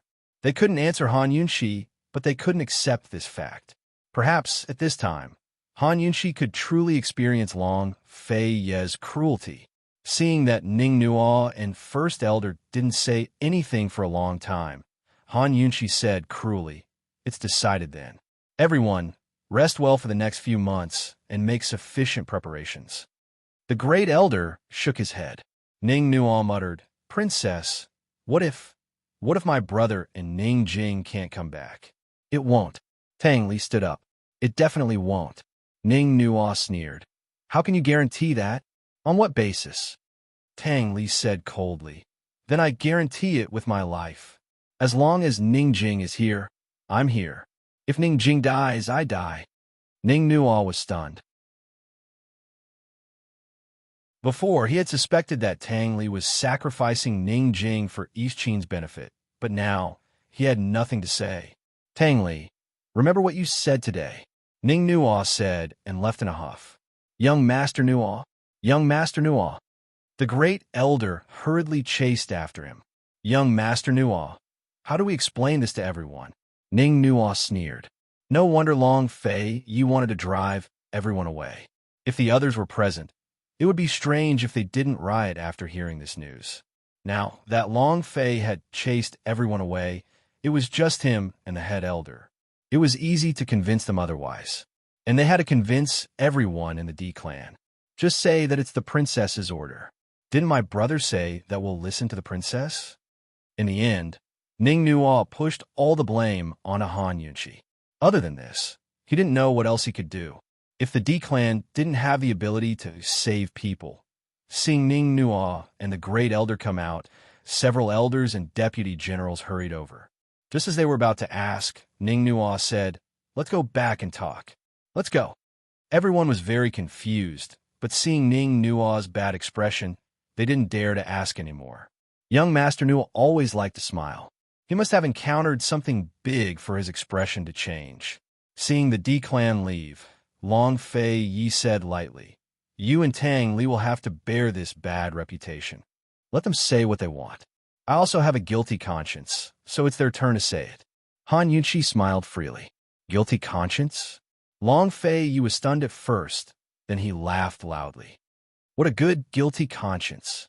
Long Fei Yi had heard a lot of self-comforting words like "let others say what they want," but this was the first time he heard of "let others say what they want" being so magnanimous and free. Who in this world could truly have a clear conscience? If one didn't have a guilty conscience, there would always be someone who had a guilty conscience. Even if one had a clear conscience to everyone, they would still have a guilty conscience to themselves.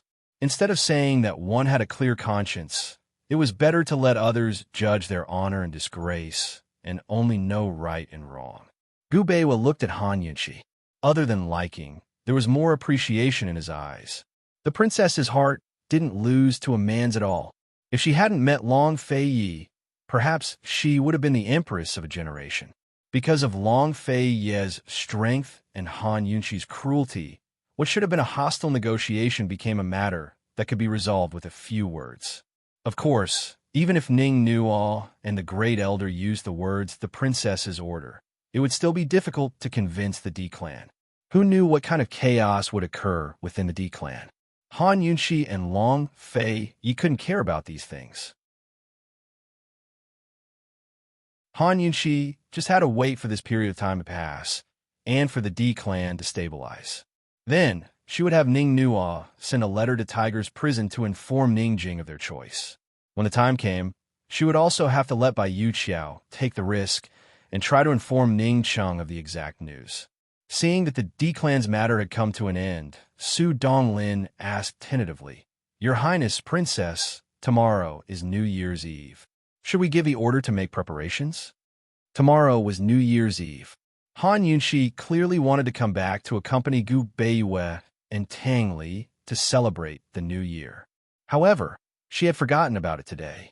How busy must she be? No need to trouble yourself. Just have the kitchens prepare an overnight meal. Han Yunqi instructed. Tang Li wasn't in the mood to celebrate the new year, so he needed someone to accompany him. Everyone gathered together to have a New Year's Eve dinner and chat. It was better than him missing his family on every festive day. Bailey Mingxiang listened silently from the side. That night, everyone was asleep, but she was busy alone in the kitchens. The next evening, Han Yunqi wanted to come to the kitchens to take a look at the dishes. Only then did she bump into Bailey Mingxiang and a few cooks discussing what soup to make. She didn't disturb anyone. She quietly stood to the side and watched. After a long while, she finally said, "Mingxiang." Bailey Mingxiang abruptly turned to look. She was very surprised. "Princess, don't hide in the kitchens tonight. Eat with everyone." Han Yunqi finished speaking and left. Bailey Mingxiang tightly pursed her lips. She didn't know what to do. Did this mean that the princess had forgiven her? Night fell. The purple Qi pavilion in the deepest part of East Origin Palace was brightly lit. Su Donglin had found a large round table from somewhere that could seat 7 or 8 people. Currently, the table was filled with delicacies and fine wine. Every dish looked, smelled, and tasted good enough to make anyone drool. Han Yunqi dragged Long Fei Yi to their seats early on. The two of them sat at the head of the table. Tang Li sat next to Long Fei Yi, followed by Gu Beiwa. Gu was going to snatch the seat next to Han Yunqi, but Han Yunqi dragged Bailey Mingxiang to it first. Gu had no choice but to sit next to Bailey Mingxiang. In the past, Long Fei would attend a banquet at the palace on New Year's Eve in Tianning's capital city. But ever since Tianning's internal strife, Long Fei and Han Yunqi had been spending New Year's alone. But aside from the trip to Jiangnan's Plum Blossom Sea, Everything else had been rushed. This year's New Year's Eve dinner was different from the palace banquet. It was less restrained and more casual. Still, Long Fei Yi was as taciturn as ever. Besides picking up food for Han Yunxi, all he did was eat in silence. Everyone seemed to have considered Tang Li's feelings and was in no mood to celebrate. Even Gu was very quiet. After a while, Han Yunxi smiled and said, "Su Donglin, bring the things up." Everyone was wondering what Han Yunxi wanted to do when Su Donglin carried over a large copper tray filled with red packets. Han Yunxi and Su Donglin placed the items in the center of the tray and smiled. "Our money bags are giving everyone red packets. Come. Each person gets a packet. You're not allowed to snatch or take more. The banknotes inside are all different, so it depends on everyone's luck." As Han Yunxi spoke, she personally took a packet over. She held it in her hand and did not open it immediately. After Han Yunxi took it, she did not touch it.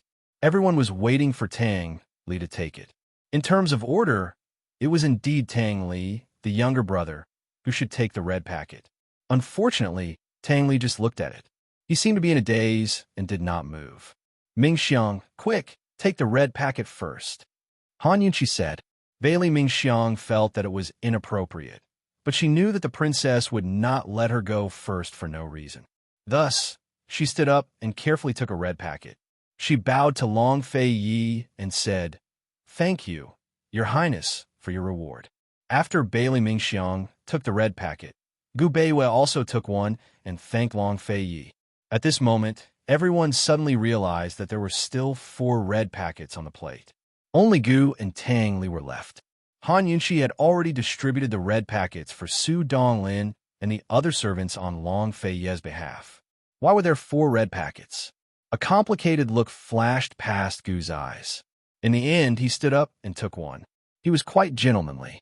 Although he did not bow to express his gratitude like Gu Beiwei and Bailey Mingxiang, he waved the red packet at Long Fei Yi and said, "Thank you." Now, there were only 3 red packets left on the plate. Everyone was puzzled. Han Yunxi reminded him, "Tang Li, your brother is giving out red packets." Tang Li smiled. Everyone could see that he was reluctant. He took one. Unexpectedly, Han Yunxi said, "You heartless thing. Don't you know how to get one for Ning Jing too? If I see her later, I'll complain." Tang Li was stunned for a moment. Then he smiled. This time, he smiled a little helplessly, but he did not force it. He obediently took another red packet. However, Han Yunxi immediately scolded him again. "You're unteachable." Tang Li was stunned. He did not understand why his sister-in-law scolded him. Bailey Mingxiang smiled and said, "Princess, it's sect leader Tang's first time being a father. He's still not used to it. You can't blame him." Bailey Mingxiang had already said this, but Tang Li still did not understand. Long Fei Yi, who had been silent all this time, finally said, "It's for your child. Take it." Tang Li finally understood. His brother and sister-in-law had not only prepared a red packet for the new year for Ning Jing, but also for the child in her womb.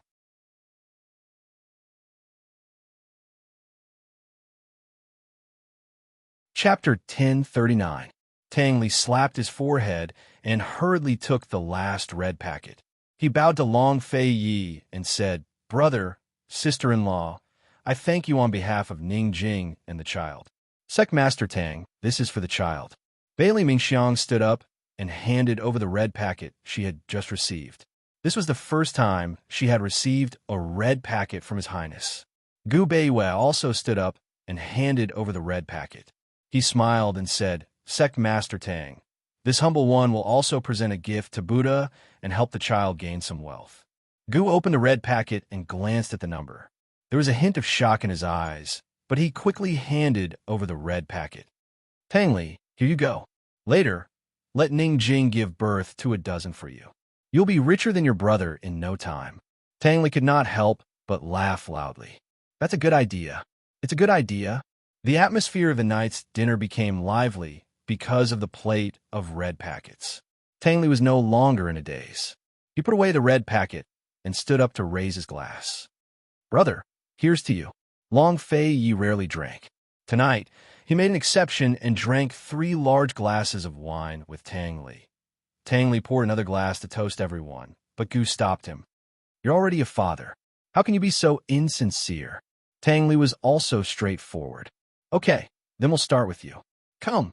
Just like that, Tang Li drank 3 large glasses of wine with Gu. Then, he drank 3 large glasses of wine with Gu Beiwei. As for Han Yunxi and Bailey Mingxiang, they used soup and tea in place of wine. Tang Li's drinking spirit was aroused. Gu sat beside him and pulled him to play a finger-guessing game. It was obvious that he wanted to get him drunk.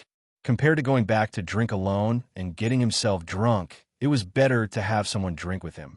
In the beginning, Gu and Tang Li were still playing the finger-guessing game normally. Later on, for some reason, they started a drinking contest. Neither of them was willing to back down. In a short while, wine jars were smashed all over the floor. Everyone watched from the side. No one interrupted them. They just let Tang Li vent and go crazy. In the end, Tang Li lay on the table, completely drunk and unconscious. Long Fei Yi said indifferently, Su Donglin, take him back to his room and take good care of him. Once he was drunk, he could temporarily forget everything and have a good sleep. How could everything in the world go according to one's wishes? Sometimes, hiding wasn't a sign of cowardice. Instead, it was to adjust oneself to accept reality and do one's best. Tang Li was a good-for-nothing since he was a child. He started drinking very early on, so his alcohol tolerance was naturally very good. Unexpectedly, Gu's alcohol tolerance was far better than his. After Tang Li was sent away, Gu still acted as if he had never drunk before. He didn't have any reaction at all. Han Yunxi was very suspicious. In her impression, this guy had drunk with Long Fei Yi once. According to the Shadow Guard at that time, his alcohol tolerance wasn't that good. Could it be that he practiced it again later? After Tang Li left, Gu stretched lazily and looked at Long Fei Yi. Let's have a round. Almost even Han Yunxi thought that Long Fei Yi would refuse, but Long Fei Yi actually nodded in agreement. Han Yunxi had seen Long Fei Yi drink before, but other than that time with Ning Cheng, she had never seen Long Fei Yi compete with anyone in drinking. Long Fei Yi nodded, and Su Donglin quickly came over to pour wine into a full bowl.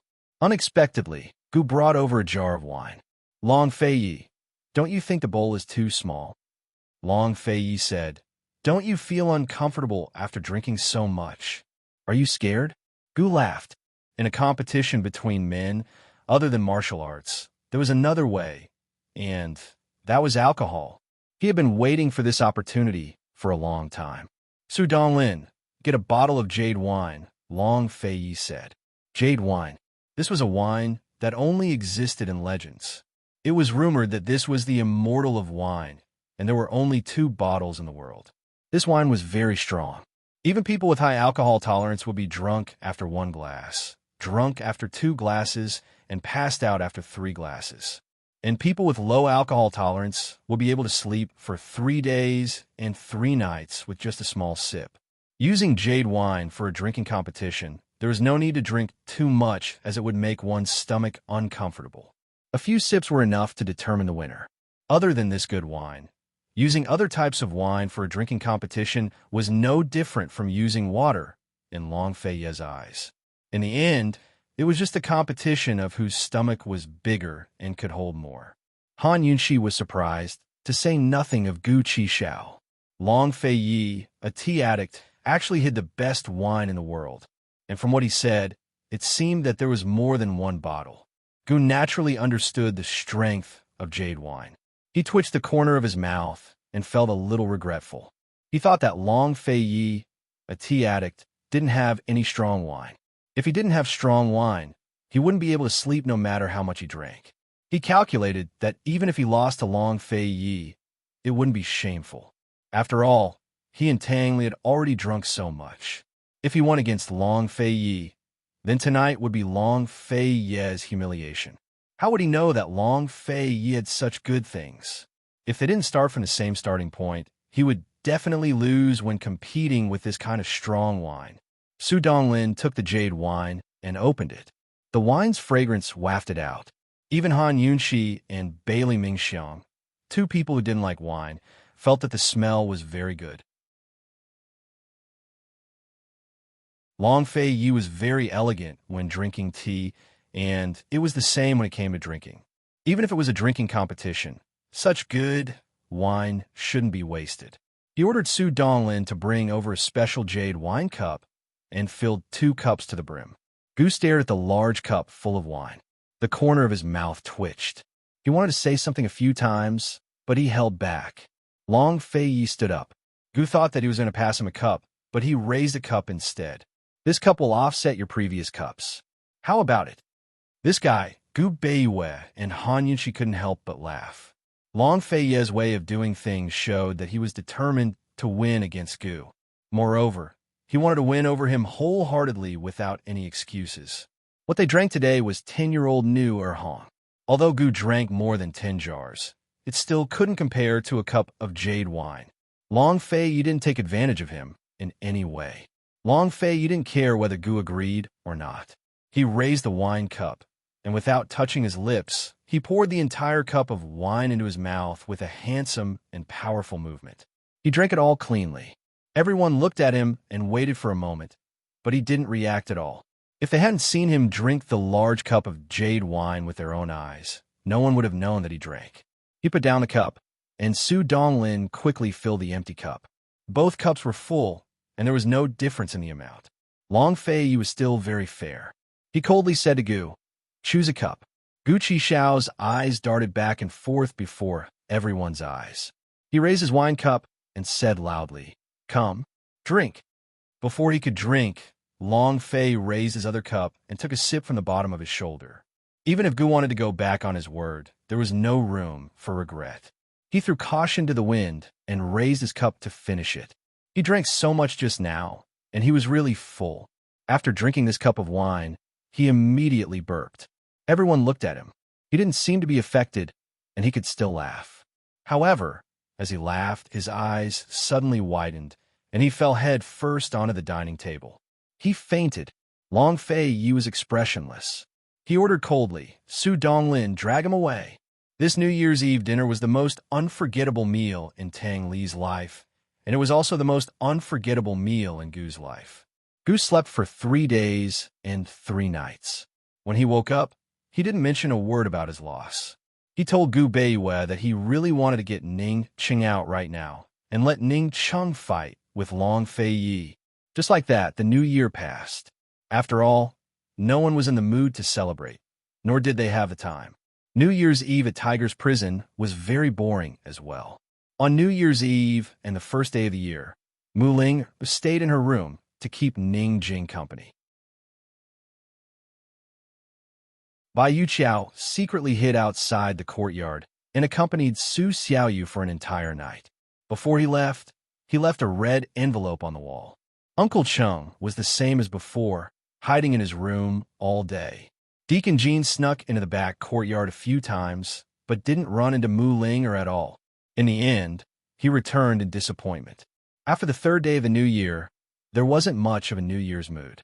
Yunxi and Long Fei Yi didn't relax because of the delay, but busied themselves with their own tasks. Long Fei Yi had to keep an eye on Northern Li's civil war and track down by Yanqing's whereabouts. He also had to keep an eye on that mysterious figure from the Poison Sect. Moreover, the Heaven and Earth Bank's year-end accounts had already been in his hands for a month, but he still hadn't had time to go through them all. Bai Yanqing still hadn't shown his face, much less made any movements. It'd be strange if there wasn't a ghost. The mysterious black-robed man from the Poison Sect hadn't shown up either. These were the 2 things that worried Long Fei Yi the most. As for Han Yunxi, she spent most of her time outside of cultivating the poison storage space with Gu Beiyue and Gu. She studied their ancient poison scriptures, pill manuals, and strange anecdotes in search of the earthly fire Kuan furnace.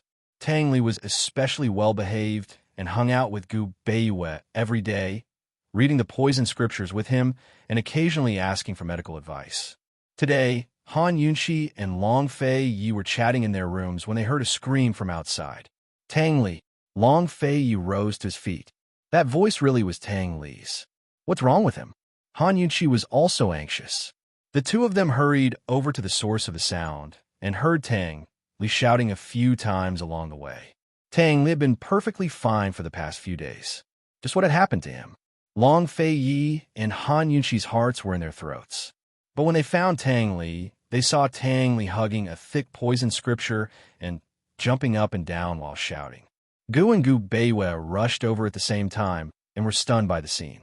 Tang Li, what are you doing? Long Fei Yi asked coldly. Although he doted on his younger brother, he rarely showed it. Tang Li turned around and laughed. Big bro, the earthly fire Kuan furnace. The earthly fire Kuan furnace. I found it. As soon as he said that, everyone was shocked. Gu was the first to rush over and snatch the poison scripture from Tang Li's hands. He looked at it carefully and was overjoyed. It's actually there. Where is it? Han Yunxi asked anxiously.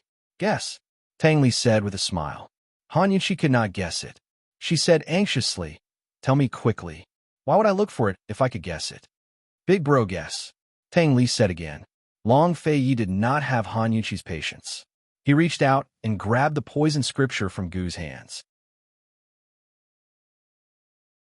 After reading the records on the middle page, Long Fei Yi and Han Yunxi were surprised. This location was too... Actually, I fixed the wrong words.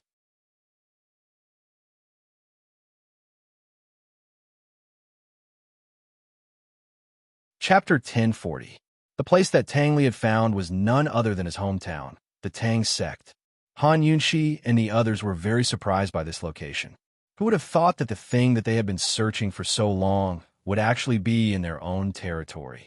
Tang Li, in particular, was overjoyed. As long as it was something that belonged to his family, then it would belong to his brother and sister-in-law. Rather than saying that it was a surprise, it would be better to say that it was a pleasant surprise. Han Yunxi had previously been rather worried that the earthly fire Kuan furnace would fall into the hands of a weirdo like the old man of alchemy, just like the celestial fire furnace. If they wanted to obtain it, they would have to go through a lot of trouble. If the earthly fire Kuan furnace was in the Tang sect, they would be able to find it even if they dug 3 feet into the ground, and no one would dare to stop them. The Poison Codex did not clearly record the location of the earthly fire furnace, but from the description, it was definitely the ghost fire in the earthly fire Kuan furnace. The Poison Codex said that in the Lotus Mountain range, there was a spring called the Fire Spring. There was no fire in the fire spring, but because the water was fiery red, when the wind blew and the waves rose, it looked like there was a raging fire in the spring from afar. Thus, it was named the Fire Spring. The water in the fire spring was boiling hot, and not a single blade of grass grew around the spring. Occasionally, birds and beasts would fall into the spring and die immediately, their corpses turning black. When someone who was proficient in poison came to this spring and determined that the spring water was poisonous, they did not know why it was poisonous. Celestial fire had no form and only had heat. Earth fire was definitely the same. When birds and beasts were burned to death and their corpses turned black, it was very likely that they had been poisoned. This Poison Codex recorded something that happened several hundred years ago. It was already very impressive that the poison masters at that time could determine that the spring water was poisonous. Tang Li, have you seen this fire spring before? Han Yunxi asked anxiously. Tang Li shook his head and said, the Tang sect's poison grounds have always been managed by Aunt Ru. It's a forbidden area of the Tang sect. I've only been there once. Han Yunxi wanted to ask Long Fei Yi more, but she realized that there were hundreds of questions. If Long Fei Yi and Tang Li knew about the existence of the fire spring, they would have thought of the earthly fire Kuan furnace.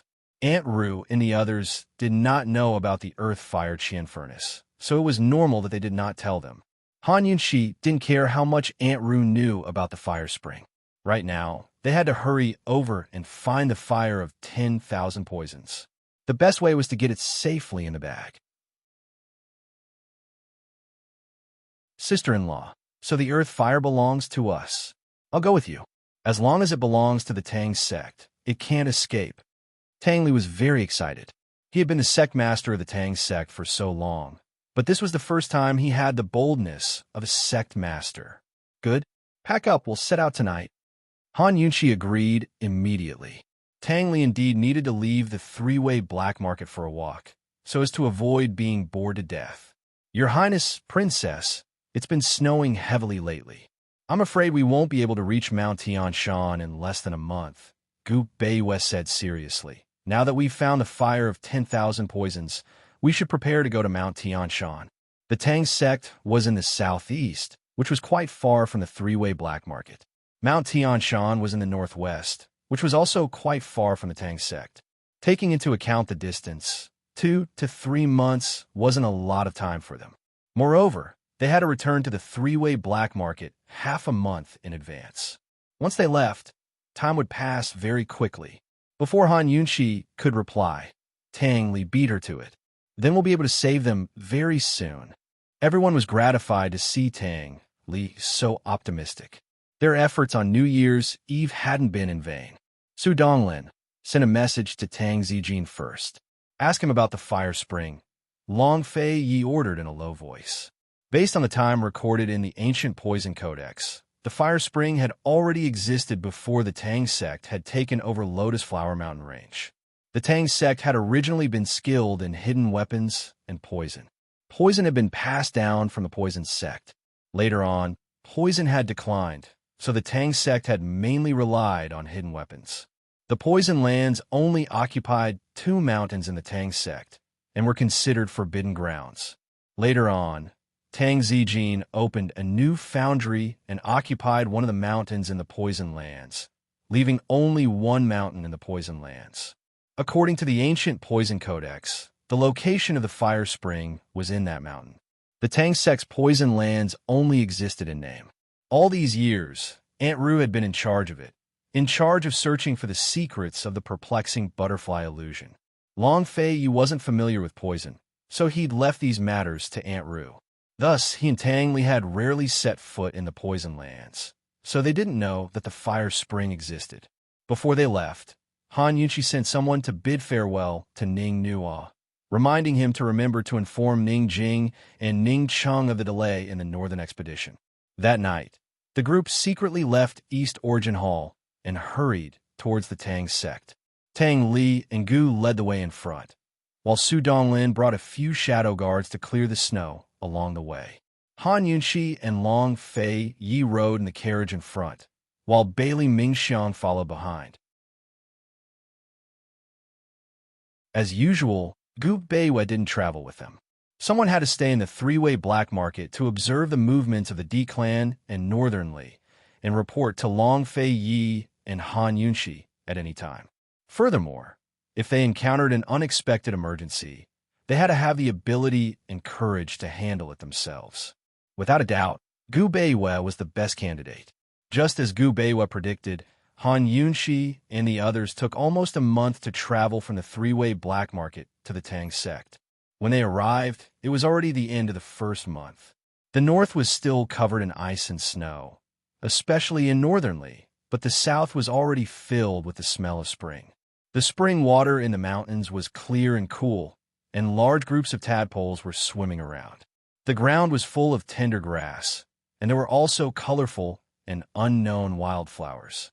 Along the way, Han Yunqi carefully paid attention to her own pulse. Unfortunately, one day, her good friend suddenly came to visit, and she was so disappointed that her whole body turned cold. Perhaps she was really too tired during this period of time. Her qi and blood weren't very good, and her pulse wasn't as good as it was when she was in the army. Thinking about the pile of things she was about to face, Han Yunqi could only give up. If Long Fei knew about her current physical condition, Zhao Mama would probably be summoned again, and many things would be slowed down. Han Yunqi told herself that after a few months of hard work, everything would get better. Everyone would get better. Before they reached Crouching Dragon Peak, the main peak of the Tang sect, Han Yunqi took a deep breath to temporarily forget her worries. As soon as they arrived at Crouching Dragon Peak, they saw Tang Zijin, Madame Tang, and Aunt Ru waiting at the gate. When she saw her precious son return, Madame Tang immediately rushed over and pulled Tang Li into her arms. They all knew that the northern expedition had been delayed. Madame Tang didn't mention this sad matter. She just hugged her precious son tightly and felt proud of him. Even Tang Zijin, who had always thought that Tang Li was a good-for-nothing, had a whole new level of respect for Tang Li this time. Of course, he wasn't as impudent as Madame Tang. He walked over with Aunt Ru and bowed to Long Feiyi. "Your Highness, you've had a hard journey." Tang Zijin had already been warned by Long Feiyi in the army. However, due to the difference in status, he didn't dare try to lecture him as an elder. Long Feiyi didn't say anything for a long time. Tang Zijin knew what was going on. He said, "Princess, you've had a hard journey." Long Feiyi raised a hand to indicate that he could rise. When she saw Tang Zijin look over, Han Yunqi smiled. She was magnanimous and didn't deliberately make things difficult for him. Su Donglin had already told her everything that Tang Zijin and Aunt Ru had done behind her back. If she really held a grudge, Tang Zijin probably wouldn't even have had the chance to bow to her. Subduing a person was also a way to take revenge. After the misunderstanding between Eastern and Western Qin was resolved, Tang Zijin couldn't find fault with her status anymore. Apart from her status as the princess of Western Qin, she didn't think there was anything else that could make Tang Zijin, her uncle, dislike her. Tang Zijin was indeed convinced. No matter how Eastern and Western Qin recovered in the future, whether they remained separate or merged as one, Han Yunqi's status would be very noble. She would either be the Empress of Western Qin or the Empress of the Great Qin Empire. In order to consolidate the Tang sect's future status, not only could the Tang sect not offend Han Yunqi, they also had to maintain a good relationship with her. A trace of disdain flitted across Aunt Ru's eyes, but she still bowed to Han Yunqi with Tang Zijin. "Princess, you've had a hard journey." Although the misunderstanding between Eastern and Western Qin had been resolved, her resentment toward Han Yunqi only increased. If it weren't for that brat Han Yunqi, she wouldn't have been imprisoned on Crouching Dragon Peak right now. Aunt Ru wasn't Tang Zijin. She was already a prisoner in the Tang sect. She didn't have to think about the future of the Tang sect. She only felt that her fate was unfair. This was a rare opportunity that she had been waiting for. She had to teach Han Yunqi a lesson. Otherwise, she wouldn't be able to dispel the resentment in her heart. Long Feiyi was about to speak, but Han Yunqi beat him to it. She said coldly to Aunt Ru, "There's no need to be so polite. You may rise." Han Yunqi cared about the big picture and gave face to Long Feiyi and Tang Li. However, that didn't mean that she was easy to bully and didn't hold a grudge. She could maintain a good relationship with Tang Zijin. As for people like Aunt Ru, she said to herself, "Forget it." The fact that Aunt Ru had colluded with Duanmu Yao back then was enough to prove that she wasn't just stupid. She also didn't have a bottom line. If she wasn't imprisoned on Crouching Dragon Peak, who knew when she would bring disaster to the Tang sect? Aunt Ru raised her head and looked at Han Yunqi. Han Yunqi pretended not to see her. Long Feiyi naturally wouldn't allow Aunt Ru to rise again. Thus, if Aunt Ru didn't accept Han Yunqi's command, she would have to continue curtsying. Hatred flashed across Aunt Ru's eyes, but she still smiled and stood up. "Thank you, Princess. Your Highness, the Poison Grounds have always been under Aunt Ru's jurisdiction. This subordinate wasn't familiar with the area, so I took Aunt Ru away from Crouching Dragon Peak without permission. I haven't redeemed myself yet," Tang Zijin said. "There's no need to be so formal here," Long Feiyi said calmly. He turned to Madame Tang and asked, "Aunt, how have you been?" With Long Feiyi's words, Tang Zijin relaxed. Under the current circumstances, he had to follow Long Feiyi's wishes. Otherwise, the Bailey army's power would surpass the Tang clans in the future. "Very good. As for the two of you, you're always rushing about. Don't you know how to take care of your health?" Madame Tang pulled Han Yunqi over and studied her closely. Han Yunqi quickly diverted her attention by handing over a small brocade box. "Madame Tang, this is what? Fei's already calling me aunt, but you're still not willing? It looks like I'll have to make up for it," with a big bow. Madame Tang said unhappily. Han Yunqi smiled helplessly. She glanced at Long Feiyi and changed her tune.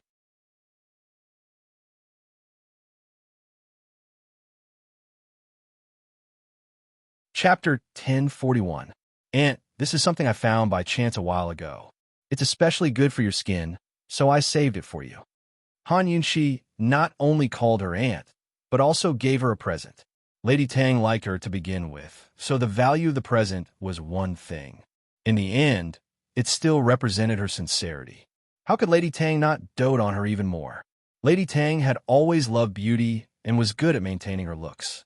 She was especially obsessed with things like rouge and face powder. As soon as she opened the box, she was stunned by Han Yunxi's present. "Aya, isn't this congealed white jade dew? TSK, this is good stuff." Lady Tang was delighted. "It's good that Aunt likes it." Han Yunxi smiled. She had no intention of taking out a second present, so Aunt Ru could only watch from the sidelines, feeling very awkward. She had been in the Tang clan for so many years. Besides Tang Zijin, anyone who gave Lady Tang gifts would always prepare a gift for her. In the past, Tang Li and Fei had always done the same. As long as there was a present for Lady Tang, there would be one for her as well. But today, Han Yunxi had called Lady Tang Aunt in front of her and given her a present. She had completely cast her as her own aunt to the side. In terms of blood relations, she was even closer to Long Fei Yi than Lady Tang. Currently, Bailey Mingxiang was standing on the sidelines, snickering. That box of congealed white jade dew was exactly what the princess had asked for from her at the foot of the mountain. The princess had always preferred to go barefaced, so she wasn't interested in such things. She had never understood what the princess wanted to do, but now she understood after seeing Aunt Ru's 7 parts embarrassed and 3 parts disappointed expression. How was the princess going to slap Aunt Ru's face with a present? She was clearly going to slap Aunt Ru's face and give her a present to make Lady Tang happy. The princess was getting worse and worse, but Bailey Mingxiang only admired and admired her more. She would never learn to love, hate, think, and act so boldly. Aunt Ru simply turned her head away and refused to look. However, no one paid any attention to her. If it was any other day, Tang Zijin would still care about her feelings. But now, Tang Zijin's thoughts were all on Mrs. Tang. Seeing Mrs. Tang happy made Tang Zijin's heart as sweet as honey. After a few simple pleasantries, it was time to get down to business. Tang Zijin had prepared a table full of food and wine to welcome them back, but Long Fei refused. After a simple meal, no one had time to rest. Long Fei had Aunt Ru lead the way into the Tang sect's poison grounds. Tang Zijin and Madame Tang didn't come. Aunt Ru was the only one leading them. Everyone wanted to see Fire Spring before nightfall, so Aunt Ru did not delay. While walking, she explained everything that Long Fei Yi and the others did not understand. "Your Highness, Princess," back then, Consort One also suspected that the Fire Spring was poisonous, so she fed the fire of the Fire Spring to ferocious beasts and prisoners. All of them died on the spot, and their bodies turned black, Aunt Ru said seriously. Did she identify what kind of poison it was? Han Yunxi hurriedly asked. She was really afraid that Consort One had identified the poison of the Fire Spring. If that was the case, then the Fire Spring would not be the fire of 10,000 poisons. Aunt Ru shook her head helplessly. "No. Back then, we invited a few poison masters over, but they couldn't find anything. Consort One named the Fire Spring as flame poison, but they never found an antidote. Later, Aunt Ru choked a little. Later, she was delayed by the perplexing butterfly illusion. Later, sigh, she didn't have the life to see the Fire Spring again." Aunt Ru's sudden choking sound caused the originally relaxed and happy atmosphere to suddenly become heavy. Long Fei Yi held Han Yunxi's hand tightly, but didn't say anything. Guqi Xiao and Tang Li walked behind her. Guqi Xiao hung onto the straw as if none of this had anything to do with him as he observed their surroundings, while Tang Li stared gloomily at Aunt Ru's back. Although Aunt Ru was uncharacteristically polite to his sister-in-law, his intuition told him that a dog couldn't change its habit of eating shit. She had no good intentions. Yunxi didn't say anything either. Tang Li had told her everything about Consort One, but Long Fei didn't seem willing to let her know. Thus, she pretended not to know anything. Seeing that no one spoke, Aunt Ru said, "Your Highness, it'll be esteemed Consort Juan's birthday soon. You should stay here for a few more days." The matter of dual cultivation had been kept a secret at Celestial Mountain. Besides Tang Li, no one else in the Tang clan knew about it, much less Aunt Ru. Long Fei Yi still didn't speak, making Tang Li furious. Aunt Ru clearly knew that Consort Wan's death was the saddest thing for Big Brother, so why was she bringing it up? Moreover, there was still Gu and Bailey Mingxiang. Tang Li was about to speak when Han Yunxi beat him to it. She changed the topic. "It's been so many years. Has no one ever seen a real flame in Fire Spring?" There had never been an open flame in Fire Spring, nor were there any large furnaces nearby. This was what Aunt Ru had said in their previous letters. Aunt Ru didn't answer Han Yunxi, but wanted to continue the topic of Consort Wan. She brought up Consort Wan because she hoped that Long Fei Yi wouldn't forget the sacrifices his imperial father and mother had made. Although the enmity between East and Western Qin was all a misunderstanding, Han Yunxi was still the princess of Western Qin. The Western Qin faction would definitely fight for power with East Qin. Long Fei Yi couldn't forget East Qin's interest for the sake of a woman. But when Aunt Ru turned around, she met Long Fei Yi's cold gaze. She was both angry and helpless, so she could only shut her mouth. Long Fei Yi said cold, "I'm asking you a question." Han Yunxi sneered inwardly. People like Aunt Ru were simply courting death. Although Long Fei Yi's status was noble, he wasn't someone who disrespected his elders. For an elder like Aunt Ru, other than her age, which part of her was like an elder? "Princess, if there really is earth fire there, with your ability, finding it will only take a day or two. There's no need to worry," Aunt Ru replied. These words seemed to be praising Han Yunxi's ability, but they were actually flattering her. If Han Yunxi couldn't find the earth fire in a day or two, wouldn't it be very embarrassing? Han Yunxi couldn't be bothered to pay attention to her and didn't ask any more questions. In any case, Aunt Ru didn't know much about the earth fire. It was better for her to personally take a look before discussing it with the others. They quickened their pace and quickly crossed the mountain, arriving at the shade of the mountain. The fire spring was hidden in the valley behind the mountain. It was hidden very deeply. If they didn't take this mountain path, they definitely wouldn't be able to see it. After Han Yunxi and the others crossed the mountain, they walked towards the valley. Not long after, Gu shouted, "There!" Everyone looked down in the direction he was pointing and saw that the valley was covered in a fiery red color, as if it was on fire. Yes, it's there," Aunt Ru said with a smile. "It really looks like fire. So beautiful." Han Yunxi had already secretly activated the detoxification system. Unfortunately, the distance was too far and she couldn't detect any poison. "Princess, do you see it? Fire Spring is there. If we go down now, it will be dark soon. Why don't we come back tomorrow?" Aunt Ru suddenly wanted to back out. "No need. Let's go down and take a look first," Han Yunxi said indifferently. "That's true. Princess's poison skills are the best in the world. Who knows? Princess might be able to find the earth fire before the sky turns dark." Aunt Ru immediately took the opportunity to flatter Han Yunxi. Han Yunxi had seen too much flattery. She only felt that it was boring. She pretended not to hear and held Long Fei Yi's hand as she flew down. Gu, Tang Li, and the others followed closely behind. Aunt Ru's lips curled into a cold smile as she followed. Before Long Fei Yi and the others came, she had already searched this place many times. She had even dug 5 or 6 meters deep on both sides of the pool, but didn't find any large furnace. She wouldn't be stingy with her praise for Han Yunxi.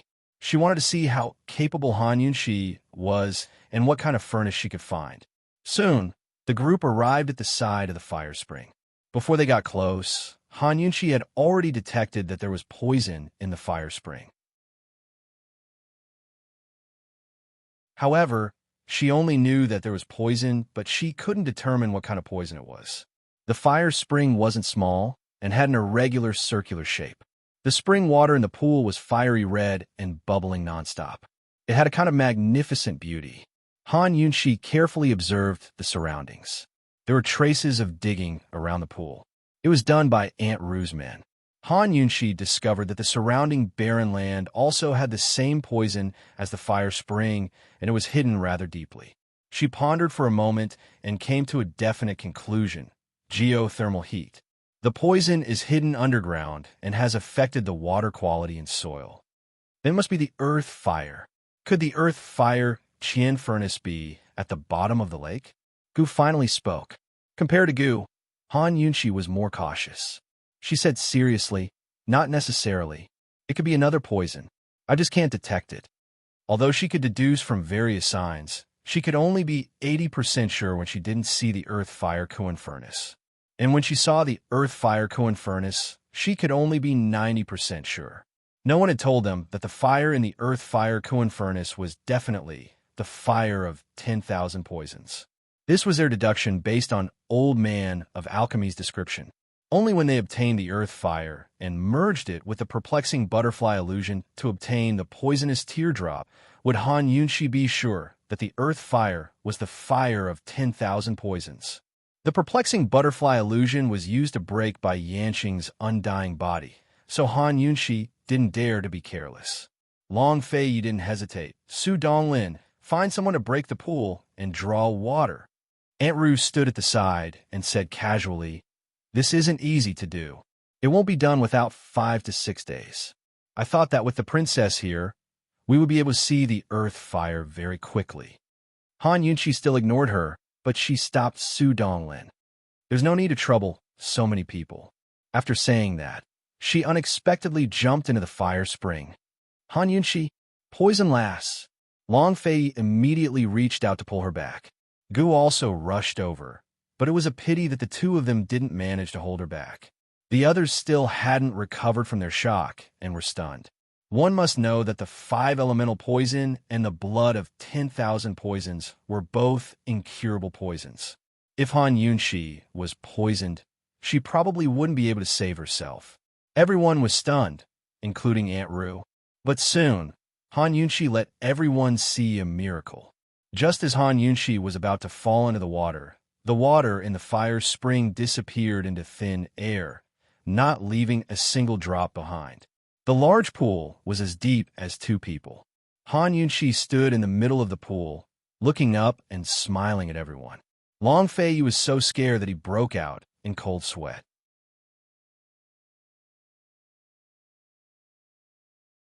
But seeing her smile, he couldn't help but smile. How could he forget that this woman had a poison storage space? Other than the blood of 10,000 poisons, she couldn't actively collect other poisons. But for poisons that threatened her life, she could collect them in her poison storage space. With her jump, the innocent fire spring became a threat to her. Han Yunshi smiled and looked casually at Aunt Ru, only to see her. "You're tuning into the Romance Rendezvous YouTube channel. We're so grateful for your support, and don't forget to subscribe to join us on this incredible journey through captivating stories. Your generosity through donations truly makes a world of difference, as it's the primary source of revenue that allows me to expand and enhance this channel for you. Thank you from the bottom of my heart for being a part of this adventure.